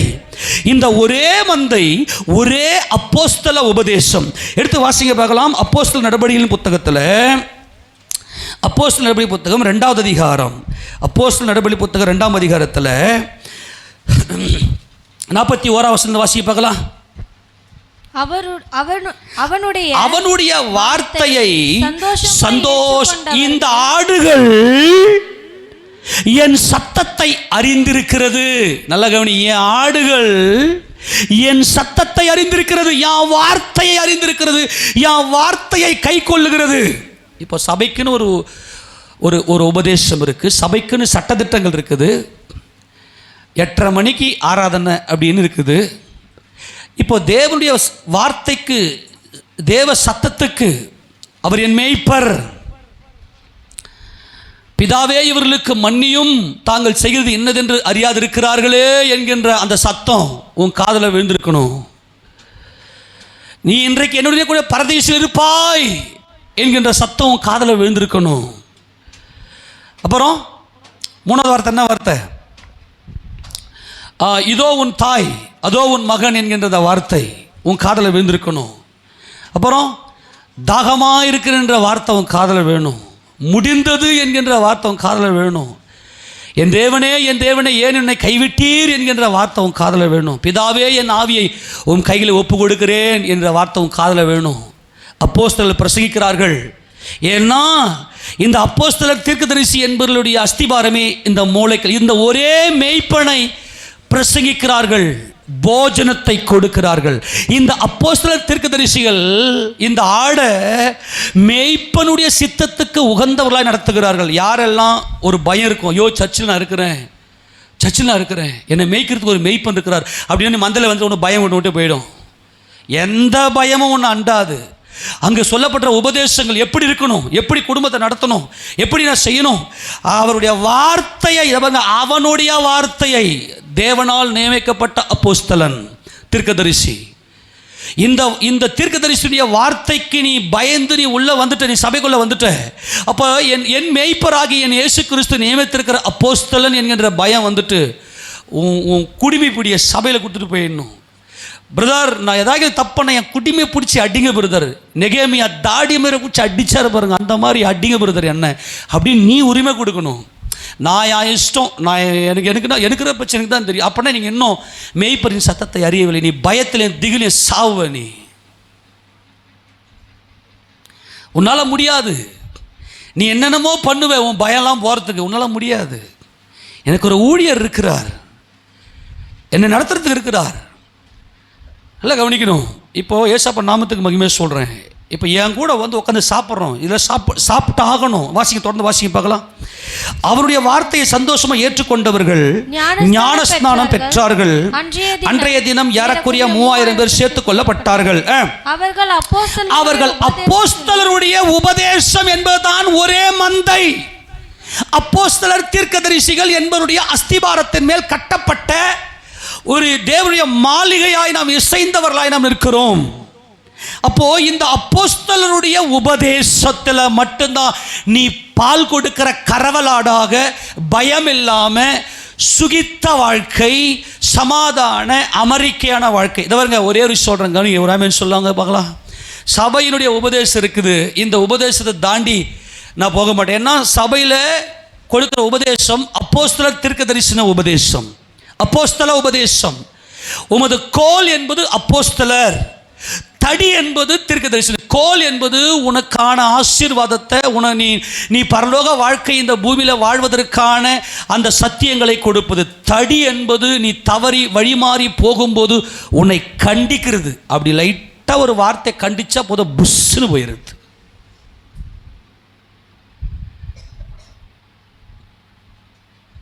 உன் குடும்பத்தில் நீ பயம் இல்லாமல், உன் மனசுக்குள்ள பயமும் திகிலும் உன்னை விட்டு போயிருக்கான்னு மட்டும் செக் பண்ணி பார்த்துக்குங்க. அது போயிட்டு இருந்துச்சு அப்படின்னா ஏசப்பா வருகையில் நீ போயிடுவ. ஐயோ, நான் இன்னும் என் பிள்ளைக்கு நான் இதை செய்யாமல் விட்டுட்டேனே, நான் எங்கள் அம்மாவுக்கு இதை செய்யாமல் விட்டுட்டேனே, நான் என் சகோதரிகளை செய்யாமல் விட்டுனேன். எல்லாம் என்னென்ன செய்யணுமோ மொத்தத்தை செஞ்சு முடிச்சுட்ருக்கணும். அங்கே ஒன்று கூட பெண்டிங் இருக்கக்கூடாது. நல்ல சமாதானமாக உங்களுடைய உதவி யாருக்கெல்லாம் தேவைப்படுது தைரியமாக செய்யுங்க, எல்லாமே பண்ணுங்க. ஆனால் தேவனுக்கு பயந்து பண்ணுங்க. இப்போ உதாரணத்துக்கு சொல்கிறேன், இப்போ தீபாவளிக்கு எல்லாம் பட்டாசு வெடிக்கிறாங்க. இப்போ நம்ம பிள்ளைங்க போய் பட்டாசு வச்சுன்னு இருக்கோம்.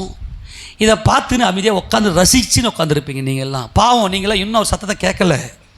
இதை கேட்டதுமே ஆமாம் நாங்கள் தான் பட்டாசு வச்சு எங்களை தான் சொல்கிறாங்கன்னு நினைக்காதீங்க. முதல்ல புரிஞ்சுக்குங்க. இது 4 பேரையும் பதம் பார்க்கும். இந்த வேத வசனம் முதல்ல என்ன பதம் பார்த்துட்டு வரும், முதல்ல புரிஞ்சுக்குங்க.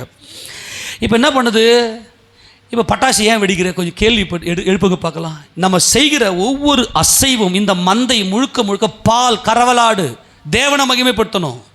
நீங்கள் புசித்தாலும் குடித்தாலும் எதை செய்தாலும் தேவநாமத்துக்கு மகிமை செய்கிறது வேதம் சொல்லுகிறது. அதான் மந்தை, ஒரே மந்தை, ஒரே அப்போஸ்தல உபதேசம்.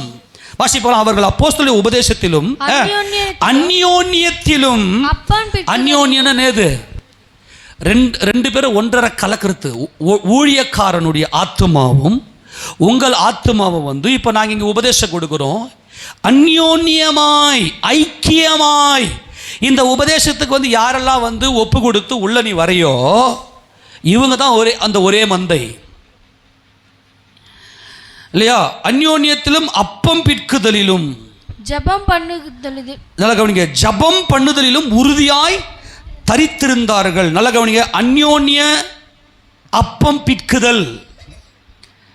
இந்த போஜனத்தில் நீங்கள் கீழே தொடர்ந்து பார்த்தீங்கன்னா எல்லாம் வீடுகள் தோறும் கபடம் இல்லாத இருதயத்தில் ஒருமனப்பட்டு ஒன்றா புசித்தார்கள். இப்போது நமக்கு தேவ கிருபையினாலே வார வாரம் ஐக்கிய விருந்து நாம் புசிக்கிறோம். இதுதான் ஒரே மந்தை. ஏன்னா ஒரே மந்தையின் அப்போஸ்தல உபதேசம் இங்கே நாம் கொடுக்கப்படுகிறோம்.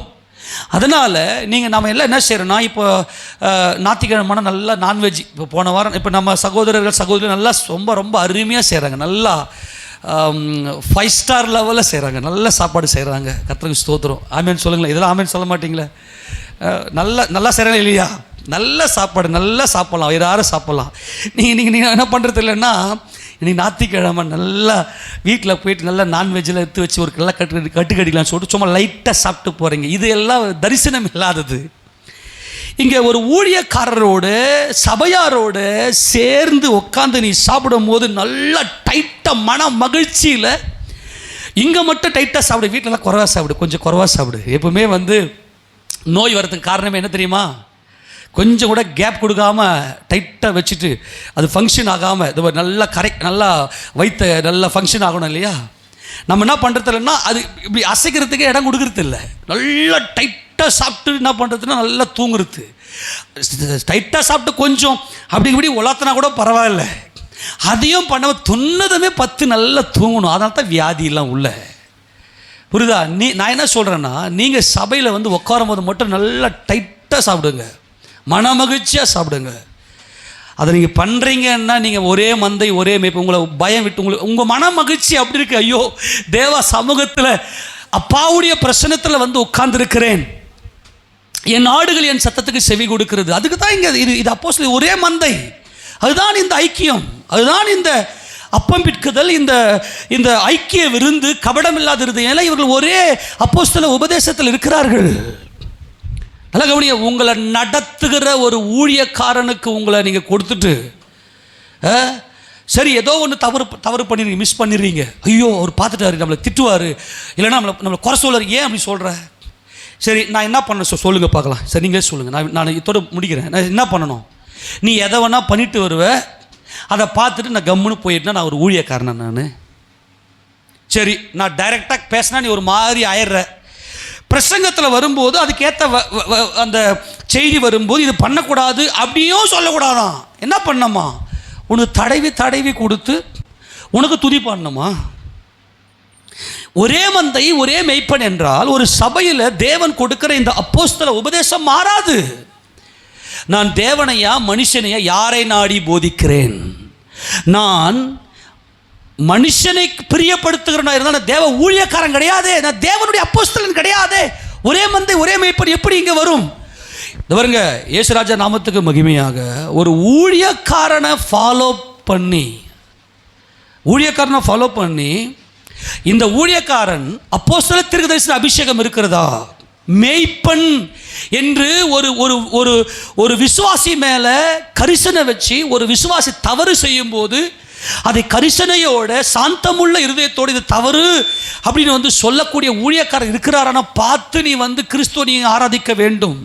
ஏனென்றால் இந்த ஊழியக்காரர்கள் தான் கிறிஸ்தியசுவை காண்பிக்கிறார்கள். அவர் யார், எப்படிப்பட்ட மகிமைக்கு பாத்திரர் என்பதை காண்பிக்கிறவர்கள். நீங்கள் சபையில் கொடுக்குற உபதேசத்துக்கு உங்களை ஒப்பு கொடுக்கணும்.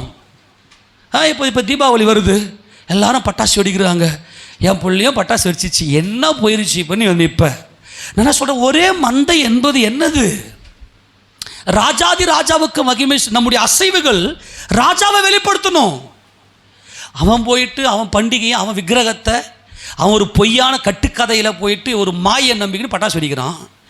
உன் புள்ள பட்டாசு ரசிக்கிற, அதுக்கு காசு கொடுத்து வாங்கி கொடுக்குற. நான் என்ன சொல்கிறேன், புள்ள ஆசைப்பட்டுச்சு, இதெல்லாம் கூடவா தப்பு? சரி நான் சொல்கிறேன், புள்ள ஆசைப்பட்டுச்சு, உன் வீட்டில் இருக்கிற நீ வந்து நாளைக்கு கடங்காரனுக்கு கடன் கொடுக்கணும், ஒரு 5000 ரூபாய் வச்சுங்கிற. புள்ள ஆசைப்பட்டுச்சு, அந்த 5000 ரூபாய் எத்தனை செலவு பண்ணி சாப்பிட்ருச்சு, பசங்களை எதுவுமே கூட்டுருச்சு, விட்டுரு. புள்ள ஆசைப்பட்டுருச்சு, ஒரு வேசியை கூட்டுன்னு வீட்டுக்கு வருது, விட்டுரு. அதுக்கெல்லாம் மட்டும் பொத்துக்கல. நீ சபையில் வந்து உக்காந்துக்குன்னு நீ என்ன பண்ணிட்டு இருக்கிறீங்க? நீங்கள் புள்ள ஆசைப்பட்டுச்சு, அது திருட போகுது, சரி போய் விடுங்க, திருடு தானே போகுது. புள்ள ஆசைப்பட்டுச்சு, ஊரை சுத்த போகுது. புள்ள ஆசைப்பட்டுச்சு, ஒரு கொலை ஒன்று பண்ண போகுது, விட்டுரு. நீ எல்லாம் என்னத்துக்கு சபைக்கு வந்து பயந்து உட்காந்து நீ சபைக்கு உள்ளே வர்ற அப்படின்னாவே உனக்கு பயம் எல்லாம் போயிடணும். ஏன்னா உன் மேய்ப்பர் உனக்காக ஜீவனை கொடுத்தவர். நான் நல்ல மேய்ப்பன், ஆடுகளுக்காக என் ஜீவனை கொடுத்திருக்கிறேன். நீ என்ன செய்து நிற்கிற? நீ இங்கே சபையில் வந்து உட்காந்துக்கணும், ஏசப்பா நாமத்துக்கு மகிமையாக கம்பீர நடை போட்டு இந்த உலகத்தில் இயேசு ராஜாவை மகிமைப்படுத்த வேண்டிய நீ பயந்து நடுங்கி உள்ள செத்து ஏன் பிழைச்சு அப்படிப்பட்ட ஒரு கொடூரமான வாழ்க்கை ஏன்? இயேசு கிறிஸ்து யாக்கோபே நீ பயப்பட மாட்ட. ஏன்னா நீ என் வார்த்தையை கடைபிடிக்கிற, இந்த உபதேசத்தில் கடைபிடிக்கிறவன் நீ. என்னோடு உடன்படிக்கை செய்திருக்க, ஞானஸ்நான உடன்படிக்கை செய்திருக்கிறாய். உமையே நான் மகிமைப்படுத்துவேன். என்னை அல்ல ஆண்டவரே, நான் உங்களையே மகிமைப்படுத்தணும். ஞானஸ்நான உடன்படிக்கை செய்திருக்கிறாய். என் வார்த்தை உன் இருதயத்தில் எழுதப்பட்டிருக்கிறது. எடுத்து வாசிக்க பார்க்கலாம். புதிய ஏற்பட்ட காலத்தில் கர்த்தர் கொடுத்த எபிரேய நிருபம், கர்த்தர் கொடுத்த அந்த வாக்குத்தத்தம் பாருங்க. 10ஆம் அதிகாரத்தில் 15ஆம் வசனம் வாசிக்க பார்க்கலாம். இதை குறித்து பரிசுத்த ஆவியானவரும் நமக்கு சாட்சி சொல்லுகிறார். எப்படி எனில், அந்த நாட்களும் பின்பு நான் அவனோடனே பண்ணும் உடன்படிக்கையாவது நான் என்னுடைய பிரமாணங்களை அவர்களுடைய இருதயங்களில் வைத்து அவைகளை அவர்களுடைய மனதில் எழுதுவேன். உன் மனசுல முன்னாடி பயம், முன்னாடி கலக்கம். ஆமேனா? எல்லாம் கவனிக்கலாம், எல்லாரும் ஆமேன் சொல்லுங்க. முன்னாடி உன் மனசுல பயம், கலக்கம், அப்புறம் தத்தளிப்பு, இவைகளெல்லாம் உன் மனசுக்குள்ளே இருந்துச்சு. ஆனால் இப்போ ஒரே மேய்ப்பன் தாவீதானவரை ஆராதிக்க வந்துவிட்டாய். உன்னுடைய இருதயத்துக்குள்ள அவருடைய பிரமாணங்களை வைத்து அவைகளை உன் மனதில் எழுதுறாரு. நீ சாப்பிட்டாலும் குடித்தாலுமே தேவனுக்கு மகிமையா பாரு அப்படின்னு சொல்றாரு. நீ புசிப்பதும் குடிப்பதுமே தேவனுக்கு மகிமையா பாரு அப்படின்னு சொல்றாரு. நீ என்ன செய்யணும்? எவ்வளவு ஆராய்ச்சி பண்ணணும். என் பிள்ளைங்களை நான் தேவனுக்குன்னு வளர்க்கணும், என் பிள்ளைங்களை ராஜாவின் சமூகத்தில் கொண்டு போகணுன்ற பாரம் இருக்குதா? பாரம் இருக்குதா? பிரமாணங்கள் உனக்கு உள்ளே இருக்குதா? உன் இருதயத்துக்குள்ள பிரமாணம் இருந்துச்சுன்னா அந்த பார்வையில் உன் பிள்ளையை நீ நடத்துவ. இன்னைக்கு என்ன செய்கிறாங்க பிள்ளைங்க? ஒரு காலையில் 5 மணிக்கு எழுந்து ஒரு ஜெபமானம் வைக்க முடியாத பிள்ளைங்கள முதல்ல நீங்கள் ஜெபிக்கிறீங்களா? ராஜாவுக்குன்னு நிற்கிறீங்களா? கர்த்தருங்க சொல்கிற உன் மனசில் யான் பிரமாணம் வந்துடும். பயத்துக்கும் திகிலுக்கும் நீ தூரமாவாய், என்றென்றைக்கும் உன்னை சுகிர்த்த வாழ்க்கையில் கொண்டு போவேன். அப்போ இந்த பயமும் திகிலும் இல்லாமல் தேவன் நம்ம இந்த பூமியிலே வாழ விரும்புகிறார். நம்முடைய குடும்பம் தேவனுடைய குடும்பமாக, பரலோக குடும்பமாக, எல்லா பயத்துக்கும் திகிலுக்கும் நீங்களாகி இருக்க வேண்டும் என்று சொல்லிதான் கர்த்தர் நம்மை அழைத்திருக்கிறார். இந்த புதிய ஏற்பட்ட காலத்தில் இருக்கிற பரிசுத்தவான்களுக்கு மட்டுமே எல்லா பயத்துக்கும் எல்லா விதமான திகிலுக்கும் நீங்களாகி சுகித்த வாழ்க்கை, அமர்ந்த வாழ்க்கையை வாழ முடியும். ஏன்னா இவர்களுக்கு ஒரே மெய்ப்பன் உண்டு. அவர் நமக்காக யாவையும் செய்து முடித்தவர். அவர் நாமத்தில் எதை கேட்டாலும் தேவன் அதை செய்வார். அல்லேலூயா. இந்த மெய்ப்பன் சொல்ல நாமத்தில் எதை கேட்டாலும் செய்வேன், எதை கேட்டாலும் செய்வேன். நீ கொழுத்த ஆடாக, நீ நல்லா சமாதானமுள்ள ஆடாக இருக்க வேண்டும். இந்த ஆடுகள் எப்படிப்பட்ட ஆடுகளாக இருக்க வேண்டும் என்று தேவன் சொல்ல தீர்க்கதரிசி நமக்கு இதை எரேமியாவின் புத்தகம் திருப்பி கொள்ளுங்க பார்க்கலாம். எரேமியா தீர்க்கதரிசியின் புத்தகத்தில் இந்த ஆடுகளுக்கு எப்படிப்பட்ட மேய்ப்பனை நான் தருவேன் எடுத்து வாசிக்க பார்க்கலாம். 3:14 வாசிங்க. எரேமியா 3:14. சீர்கெட்ட பிள்ளைகளே திரும்புங்கள் என்று கர்த்தர் சொல்லுகிறார். நான் உங்கள் நாயகர், நான் உங்கள் ராஜா. அல்லேலூயா. உன் சிருஷ்டிகரே உன் நாயகர், நான் உங்கள் நாயகர், நான் உங்கள் ராஜாவா இருக்கிறேன். நான் உங்களை ஊரில் ஒருவனும் வம்சத்தில் 2 பேருமாக தெரிந்து உங்களை சீயோனுக்கு அழைத்து கொண்டு வந்து, எங்க அழைத்து கொண்டு வந்து? உங்களை சீயோனுக்கு அழைத்து கொண்டு வந்து, இந்த எருசலேம் சீயோன் என்கின்ற இந்த மலைக்கு அழைத்து கொண்டு வந்து உங்களுக்கு என் இருதயத்துக்கு ஏற்ற மேய்ப்பர்களை கொடுப்பேன். அப்பா கவனிங்க, என்னை உண்மை உள்ளவன் என்று எண்ணி இந்த கனமான ஊழியத்துக்கு ஏற்படுத்தினபடியால் என் கர்த்தரை நான் ஸ்தோத்தரிக்கிறேன். என் ஆண்டவராக இயேசு பரிசுத்த நாமம் மகிமைப்படுவதாக. யாக்கோபே, என் தாசனாகிய யாக்கோபே, கர்த்தர் சொல்றாரு, இந்த அப்போஸ்தல உபதேசம் அந்யோன்ய ஐக்கியம், அப்பம் பிற்குதல், அவர்களோடு ஜபத்தில் தரித்திருத்தல் என்பது தேவனுடைய இருதயத்துக்கு, இயேசு ராஜாவுடைய இருதயத்துக்கு ஏற்ற மேய்ப்பர்களை நான் உனக்கு கொடுத்திருக்கிறேன். உங்க கண்ணுக்கு தெரியணும், என்னுடைய ஊழியக்காரை என் கர்த்தர் நடத்துகிறார். ஒரே மந்தை ஒரே மேய்ப்பன் என்கின்ற ஒரே அப்போஸ்தல சபைக்கு நேராக நடத்துகிறார். அப்போ ஊழியக்காரன் எந்த பாதையில் போகிறார், எப்படி நடக்கிறார், அவரை போலவே நானும் இருக்கணும் அப்படின்ற பாதையில் நீங்கள் உங்களை ஒப்பு கொடுக்க வேண்டும் என்று வேதம் சொல்லுகிறது. உங்களுக்கு என் இருதயத்துக்கு ஏற்ற மேய்ப்பர்களை கொடுப்பேன், அவர்கள் உங்களை அறிவோடும் புத்தியோடும் மேய்ப்பார்கள். என்ன அறிவு புத்தி? உங்க மேல கரிசனை வச்சு நீங்கள் தேவ ராஜ்யத்துக்கு வருவீங்களா? நீங்கள் இந்த பாவத்தை செய்துட்டா நீங்கள் அங்கே வர முடியாதுன்னு உங்கள் மேலே நினைப்பு வச்சு, எவ்வளோ பெரிய குடும்பம். ஆமேனா? இப்போ எனக்கு எங்கள் வீட்டில் நாங்கள் 5 பேர் இருக்கிறோம் மொத்தம். இப்போ நான் விட்டு எங்கள் 4 பேர் வச்சுக்கிறேன். 4 பேர் மட்டும் சிந்திக்கிறேன்னா, சபையில் இருக்கிற ஒவ்வொருவருக்காகவும் உங்கள் லைஃப் எப்படி, உங்கள் குடும்பம் எப்படி இருக்குது, நீங்கள் எப்படிப்பட்ட பேக்ரவுண்ட் வந்திருக்கிறீங்க, எப்படிப்பட்ட பிரச்சனையில் நீங்கள் மாட்டியிருக்கிறீங்க, எப்படிப்பட்ட போராட்டம் உங்களை அச்சுறுத்துகிறது, உங்களை எப்படி அதிலிருந்து விடுதலை ஆக்கி கிறிஸ்துவின் அன்புக்குள்ளே கொண்டு வரலாம், தனித்தனியாக ஒவ்வொருத்தருக்கும் ஒருத்தர் மேலேயும் பட்சபாதம் இல்லாமல். பட்சபாதம் பார்க்குறவன் ஊழியக்காரன் கிடையாது. இங்கே ஒரு பேச்சு, அங்கே ஒரு பேச்சு, இவர்களுக்கு சாதகமாக ஒன்று, அவங்களுக்கு ஆப்போசிட் ஒன்று. இவங்க காசு கொடுத்தா ஒரு பார்வை, காசு கொடுக்கலன்னா ஒரு பார்வை. காசு கொடுக்கறது காசு கொடுக்காது, அது உன் விசுவாசத்தை பொறுத்தது. அது நீ நீ நீ வந்து கர்த்தருக்கு பயப்படுற, இவன் பயந்திருக்க பழகும்படிக்கு தசமபாகம் கொடுக்க சொல்லுன்றது பிரமாணம். அது உன்னுடைய தனிப்பட்ட அது விசுவாசம் அது. ஆனால் ஒரு ஊழியக்காரர் எப்படி இருக்கணும்னா, பட்சபாதம் இல்லாமல் உங்களுடைய அறிவுக்கு ஏற்ற மாதிரி இல்லை, தேவ அறிவில் நான் இப்படி நினைக்கிறேன், பாஸ்டர் இப்படி வந்து பேசுவார்னு நினச்சா பாஸ்டர் இந்த மாதிரி பேசிட்டாரே, அப்படியே சொல்கிறீங்க. நல்லா தெளிவாக சொல்லுது, உங்களுக்கு என் இருதயத்துக்கு ஏற்ற மெய்ப்பனை நான் உனக்கு கொடுப்பேன். நீ சபையில் இருக்கிறன்ற பயம் இருந்துச்சுனாவே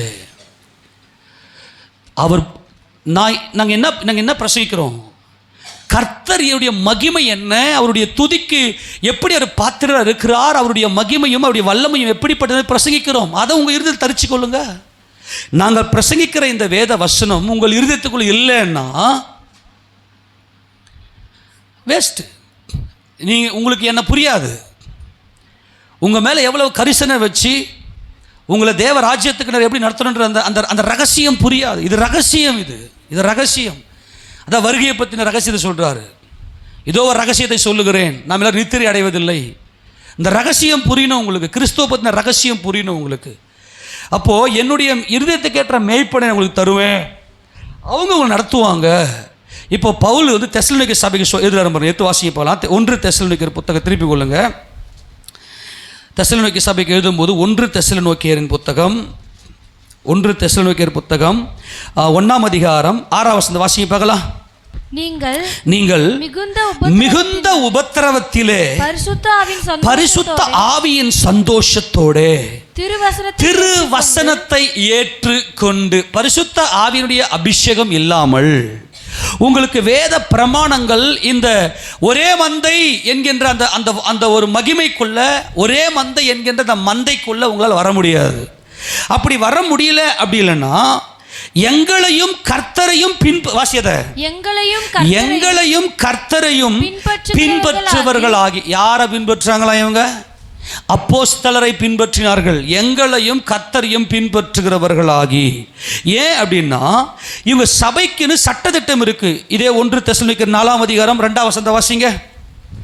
கர்த்தராகிய இயேசுவினாலே நாங்கள் உங்களுக்கு கொடுத்த கட்டளைகளை அறிந்திருக்கிறீர்களே. இப்படி தான் இருக்கணும். சர்ச்சுக்கு வரீங்க அப்படின்னா ஒயிட் அண்ட் ஒயிட்டில் தான் வரணும். 8:30 மணிக்கு ஆராதனை. நம்ம ஊர் பாருங்க, தேவன் எப்படி நம்மோடு பேசுவார் தெரியுமா? ஆரம்ப ஜபத்திலையும் பேசுவார். சில பேர் வேற மாதிரி வருவாங்க. ஆரம்ப ஜபத்தில் பேசும்போதே ஆண்டவர் இருதயத்தில் பேசுவார், அவங்களை உணர்த்துவார். ஆரம்ப ஜபம் பாடலில் பேசுவார், பாடல் பாடும் எல்லாம் தேவன் மகிமைப்படுகிறார். பாடல் ஆராதனையில் பேசுவார், அப்புறம் துதி ஆராதனையில் கர்த்தர் நம்மோடு பேசுவார், அப்புறம் சாட்சியில் நம்மோடு பேசுவார், அறிவிப்பில் பேசுவார், காணிக்கையில் பேசுவார், தேவ வார்த்தையில் பேசுவார், ஐக்கிய விருந்திலும் பேசுவார். நம்ம எல்லாம் ஒரே சபை, ஒரே மந்தை. இந்த ஒரே மந்தை என்பது ஜீவன் இருந்தால் தான் மந்தை. ஆமேனா? சொல்றது புரியுதா இல்லையா? ஜீவன் இருந்தால் தான் மந்தை. ஜீவன் எது? போஜனமே ஜீவன். எது போஜனம்? அவருடைய வார்த்தையே போஜனம். வானத்திலிருந்து இறங்கி வந்த ஜீவ அப்பம் நானே, உங்களுக்காக என் ஜீவனையே கொடுத்திருக்கிறேன். அப்போ சபையில் கட்டளை இருக்கிறது, ஆர்டர். சரி, வெள்ளை துணி போட்டுன்னு தான் போட்டுனுவாங்க, ஞாயிற்றுக்கிழமை ஆராதனைக்கு வந்தால் வாங்க, புதன்கிழமை ஆராதனைக்கு புதன்கிழமை இங்கே ஆராதனை இருந்திருக்கும், நீ வீட்டில் உட்காந்துன்னு டிவி பார்த்துன்னு உட்காந்துருப்ப.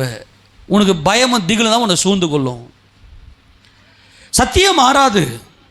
கர்த்தர் என் மெய்ப்பர் அப்படின்னா உனக்கு பயமும் திகிலும் ஓடி போயிடும். சபையில் இருக்கிற நீ சபையில் இருக்கிற சபையில் இருக்கிற நீ, உன்னை சத்துரு தொட முடியாது.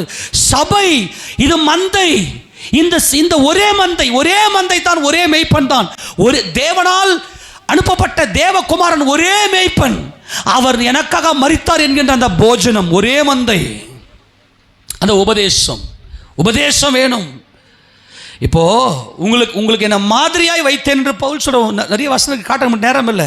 உங்களை என்ன மாதிரியாக வச்சு, இப்போ நான் உங்களுக்கு நான் இப்போ சபையில் இப்படிப்பட்ட காரியெல்லாம் செய்யணும், அப்படியே செய்யணும்னு சொல்கிறேன். எதை நான் உங்களுக்கு மாதிரியாக வைக்காமல் உங்கள் தலைமையில் மட்டும் எடுத்து இந்த பாரத சுமத்தனே, வரதட்சணை வாங்காமல் திருமணம் செய்ய வேண்டும் என்பது சத்தியம். அதை நான் செய்து காட்டினேன். நீ முதல்ல அது என் லைஃப்பில் செய்து காட்டினேன். அப்புறம் உன் தாயார் யார், உன் சகோதரி யார்? பிதாவின் சித்தம் செய்கிறவர்களே உன் தாயாரும் உன் சகோதரமாக இருக்கிறான்னு சொல்லிட்டு செய்தி எல்லாமே உங்களுக்கு முன்மாதிரியை வச்சு தான் காட்டினேன். நீங்கள் ஃபாலோ பண்ணுறீங்களா? ஐயோ இவர் பார்த்தா நம்மளை மாறி சொல்லுவார், நம்ம பண்ணுறத பண்ணிடலாம். யாருக்கு நஷ்டம்? நீ தேவனை தூஷிக்கிற. எச்சரிக்கையாக சொல்கிறேன், நீங்கள் ஞானஸ்தானம் எடுத்துகிட்டு உள்ளே வந்துட்டு சபையுடைய உபதேசத்துக்கு நீ கட்டுப்படுவேன். இந்த மந்தையில் இருக்கிற உனக்கு ஒரு மேய்ப்பன் இருக்கிறார், கோலும் தடியும் இருக்கிறது. கோலும், ஆண்டவரே கோலும் தடியும் என்னை தேற்றட்டும். கோல் என்பது உன் நல்ல போஜனத்தை கொடுப்பது. நல்லா அந்த கோலை வச்சு இலை தழையெல்லாம் நல்லா அறுத்து எடுத்து போட்டு இந்த நல்ல போஜனத்தை கொடுப்பது. தடி என்பது நீ திசை மாறி போகும்போது காலு மேலேயே உனக்கு போடுறது. போட்டால் ஒத்துக்குவீங்க? நீங்கள் மந்தையில் இருக்கிறீங்கன்னா கோலும் தடியும் உங்களை தேற்ற வேண்டும். ஆமாம் பிரதர், தேற்றணும். ஆமாம் பிரதர், நான் திசை மாறிட்டேன், நான் இந்த இடத்துல பாவம் பண்ணிட்டேன், ஆமாம் இங்கே மிஸ் ஆகிட்டேன். யாருடைய நன்மைக்காக பேசுகிறேங்க சொல்லுங்கள்? யார் நன்மைக்காக பேசுகிறேன்? உங்களுக்காக பேசுகிறேன். இதை ஃபாலோ பண்ணுங்கள், மாற்றாதீங்க சபையை. நான் என்ன சொல்கிறேன்னா, உங்களுக்கு புரிகிற வரைக்கும் அதையே செய்யுங்க. ஏன் எதிரவே செய்யுங்க. நீங்கள் முதல்ல சபையில் இருங்க. நீங்கள் என்ன பண்ணுறீங்களோ எதிரவே செய்யுங்க, எதிரவே செய்யுங்க. பட்டாசு ஏற்றது உங்கள் பிள்ளைங்களை குத்து எதிரவை வெடிதான் விடுங்க. நான் அழுது ஜெபிக்கிறேன், நான் அழுகிறேன். ஆண்டவரே இவங்க உணர்வை கொடுங்கப்பான்னு சொல்லி நான் கேட்குறேன். அப்புறம் இன்னும் எவ்வளவோ இருக்குது, அதெல்லாம் சொல்கிறேன். நிறைய சொன்னால் அவங்க என்ன தான் சொல்கிறான்னு சொல்லுவீங்க. ஏன்னா லோக்கல் வேறவா, எல்லாத்தையும் பார்த்துன்னு இருக்கிறேன்னா இவர் பார்த்துட்டு என்ன தான் சொல்கிறாரு வேறு சொல்லிக்கின்னு உட்காந்துருப்பீங்க. நீங்கள் எதனா சொல்லிக்கங்க. ஆனால் ஒன்று சொல்கிறேன், சபைக்குன்னு ஒரு சட்டத்திட்டங்கள் இருக்குது. இங்கே ஒரு மேய்ப்பர் இருக்கிறார், உன்னை மேய்க்கிறார். நீ உங்கள் வீட்டில் அந்தரங்கத்தில் என்ன பண்ணியிருந்தாலும் அவர் உன்னை நேசிக்கிறதுனால இங்கே என் வாயில் வார்த்தையை போட்டுருவார், மனம் திரும்பிக்கோ. ஆமேனா? மனம் திரும்பிக்கோ. நீ வீட்டில் அந்தரங்கத்தில் இல்லை கம்பெனியில் நீ தில்லாலங்கடி வேலை பண்ணாலும் அவர் உன்னை நேசிக்கிறார். ஆமேனா? உனக்கு ஒரு கோலும் தடியும் இருக்கிறது. நான் உன்னை விடமாட்டேன் யாக்கோபே, இஸ்ரவேலே நான் உன்னை விடமாட்டேன். உன்னை நான் என் தொழுவத்தில் சேர்த்து வைத்திருப்பேன். உனக்காக என் ஜீவனை கொடுத்திருக்கிற நல்ல மேய்ப்பன் நான் இருக்கிறேன். ஆமேனா? உன்னை மகிமையாய் உன் குடும்பத்தில் சுகிர்த்த வாழ்க்கை, அந்த சுகித்த வாழ்க்கை, அந்த அமரிக்கை, அந்த சமாதான வாழ்க்கையை உன் குடும்பத்தில் கொடுப்பதற்காகத்தான் நான் உன்னை அழைத்திருக்கிறேன். நீ சபைக்கு கட்டுப்படு. உன்னை நடத்துறதுக்கு ஒரு ஊழியக்காரன் உண்டு அப்படின்னு ஒரு பயம் இருக்கும் பாருங்க. அந்த பயம் வந்துருச்சுன்னா நீ வேற எதைக்கும், அவருடைய பிரமாணத்துக்கு பயப்படுற பயம் வந்துருச்சுன்னா, இப்போ கர்த்தர் சொல்றார் 51வது அதிகாரம் ஏசாயா புத்தகத்தை திருப்பி கொள்ளுங்க பார்க்கலாம். அவருடைய இருதயத்தில், உங்கள் இருதயத்தில் அவருடைய வேதத்தை பறித்திருக்கிற ஜனங்களே என்று அழைப்பார். 51வது அதிகாரம் ஏசாயா புத்தகம் 7ஆம் வசனத்தை வாசி பார்க்கலாம். நீதியை அறிந்தவர்கள், இதாங்க ஆடு, இதாங்க அவருடைய மந்தையின் ஆடு. நீதியை அறிந்தவர்களே, என் வேதத்தை இருதயத்தில் பதித்திருக்கிற ஜனங்களே, இதாங்க அவருடைய ஆடு.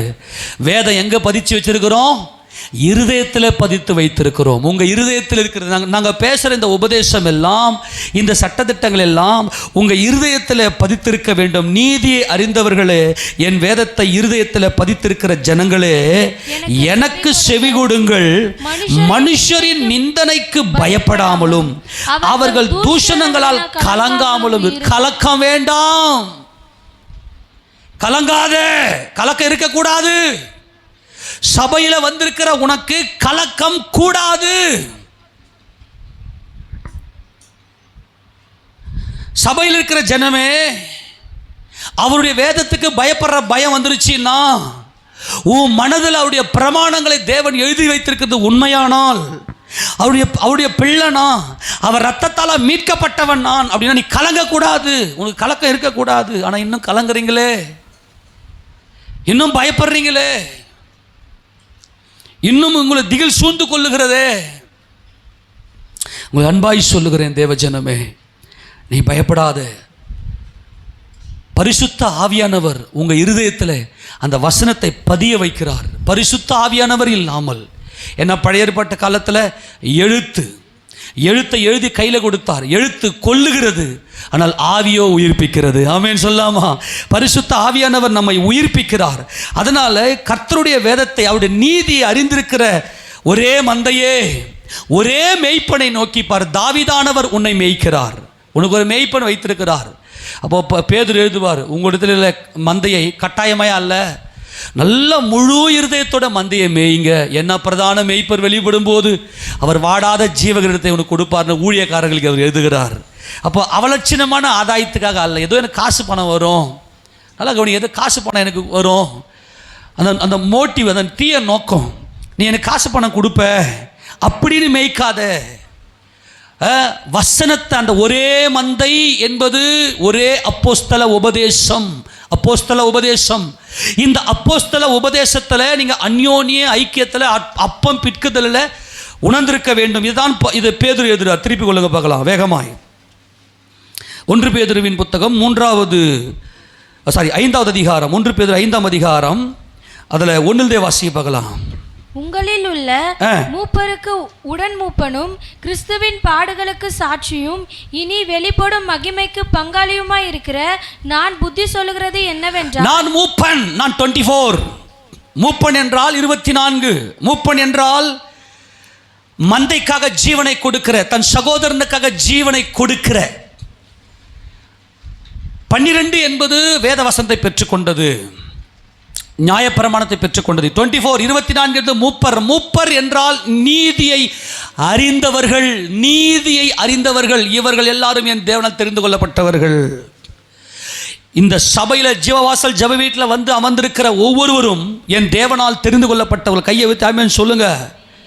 அப்போ மூப்பன் அப்படின்னா யாருன்னா, இவங்க மேல கண்ணு வச்சு கரிசனை வச்சு எப்படியாக எங்க அப்பாவை பார்த்துட மாட்டாங்களா? நீதியை அறிந்தவர்களே என் பிதாவை பார்க்க மாட்டாங்களா?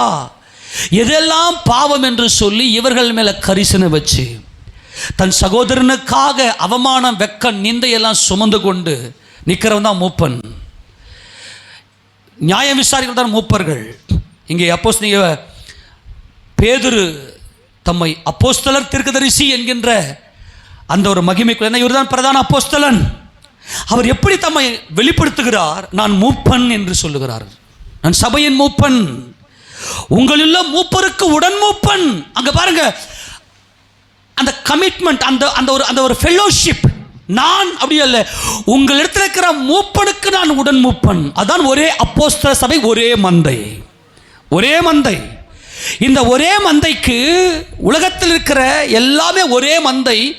அங்கே மூப்பர்கள் இருக்கிறார்கள், அவர்கள் நீதி அறிந்தவர்கள், தன் சகோதரர்களுக்காக தன் ஜீவனை கொடுக்கிறவர்கள். இவர்கள் போஜனத்தை பெற்றுக்கொண்டு, நாங்களோ ஜபம் பண்ணுவதிலும் உபதேசிப்பதில் தரித்திருப்போம். இதுதான் அப்போஸ்தல உபதேசம். நாங்களோ ஜபம் பண்ணுவதிலும் உபதேசிப்பதிலும் தரித்திருப்போம். இதுதான் மூப்பர்கள். மூப்பன் என்ற ஒரே மந்தை, இதுதான் மூப்பன். உங்களில் உள்ள மூப்பனுக்கு உடன் மூப்பன் என்பதுதான் ஒரே மந்தை, ஒரே மந்தை.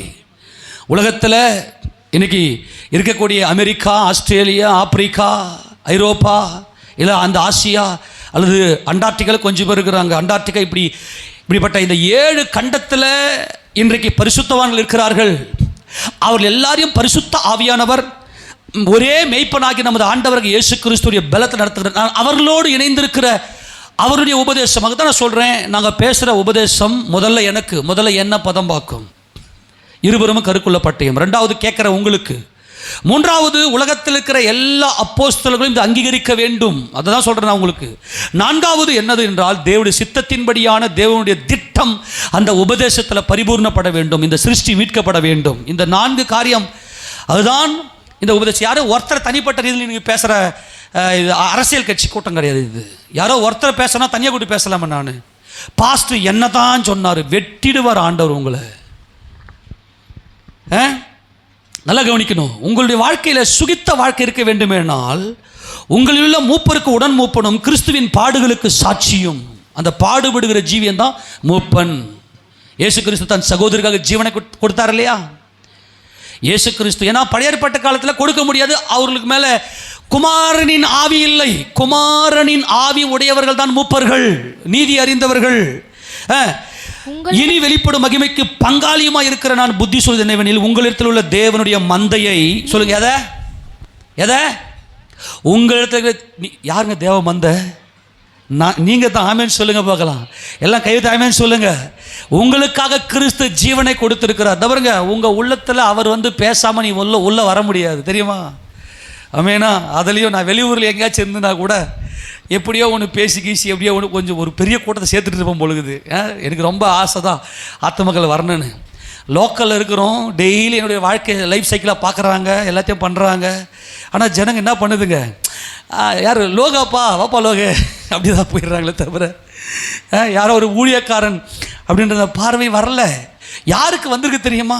கடைசி ஸ்டேஜ், எல்லா இடத்துலையும் அலைஞ்சு திரிஞ்சு ஓடிட்டு சாவர ஸ்டேஜ், வாழ்க்கையை முடிகிற ஸ்டேஜ் தான். அவன் ஏசு ஏசுன்னு கத்திங்கிறான். அவன் சொல்கிற ஏசு எனக்கு சுகம் கொடுக்குறாரா? உள்ளே வந்து உட்காந்துக்கிற அத்தனையும் போகிற கேஸு. ஆமேனா. அப்படி தான் வந்து உட்காந்துங்கிறது எல்லாமே. எப்படி ஏசு ராஜா நினைக்கலன்னா போகிற கேஸு. நீ நினைக்கலாம் நாங்கள் நல்லா இருக்கிறோன்னு, ஒரு செகண்டு போதும் உன் மனக்குழப்பத்துக்கு தற்கொலை பண்ணி செத்து போயிட்டு இருப்பீங்க. ஆனால் கர்த்தர் உங்கள் மேலே கிருபை வைத்து, அல்லேலூயா, அவர் மந்தையில் சேர்த்திருக்கிறார். கையை தட்டி அவருக்கு மகிமை செலுத்தலாமா?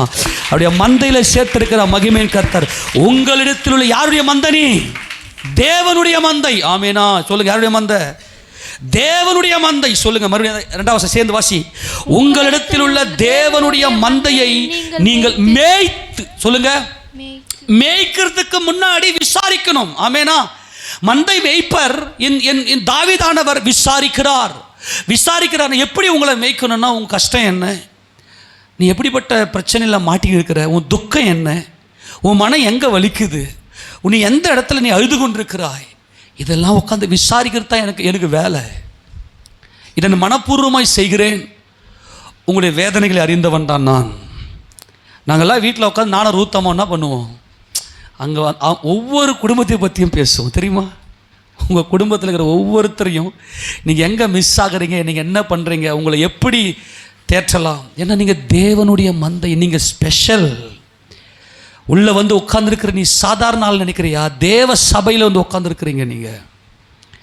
இந்த சபை தான் பிரபஞ்ச மீட்பு. தெரியுமா? உலக தோற்றத்துக்கும் முன்பதாகவே நியமிக்கப்பட்டது அந்த சபை. தேவன் இந்த பிரபஞ்சத்தை சிருஷ்டிக்கிறதுக்கு முன்னாடியே உங்களை முன்குறிச்சு இந்த இந்த இந்த இந்த ஸ்ட்ரக்சரை தேவன் பார்த்தா. தெரியுமா? இது தடிக்க வந்துட்டீங்களா? உலக தோற்றத்துக்கு முன்பதாகவே தேவன் தம்முடைய அனந்த ஞானத்தில் இந்த மூஞ்சிகளெல்லாம் பார்த்துட்டாரு. நம்ம தான் மீட்பு, இந்த பிரபஞ்ச மீட்பு. நாம தேவ சபை, நாம் தேவ மந்தை. நாம இந்த ஒரே மெய்ப்பனை, இந்த ஒரே மந்தை என்கின்ற அந்த கான்செப்ட், உபதேசத்தில் உட்காந்துருவ. பார்த்துக்க. இப்போ நான் முன்னாடியெல்லாம் பார்த்தேன்னா நாயை, கழுத, கசமாலம் அசிங்கமாக திட்டி, மைக்கை தூக்கி அடித்து, வாட்டர் பாட்டில் தூக்கி அடித்து, சேரை எட்டி உடச்சி, சாணம்லாம் பார்த்து சாணம் அடிச்சு இந்த அவளுக்கு வீங்கி போயிட்டு, அவளுக்கு ஒரு வாரமாக அந்த வீக்கம் குறையாமல் அவளை திரும்ப ஹாஸ்பிட்டலெலாம் சுற்றி அப்படிலாம் இப்போ பண்ண மாட்டேன். அது உங்கள் தலைமையிலே வந்து இந்த சத்தியம் பழிப்பதாக. நீயே விட்டு கொடுத்து, நீயே ஒப்பு கொடுத்து,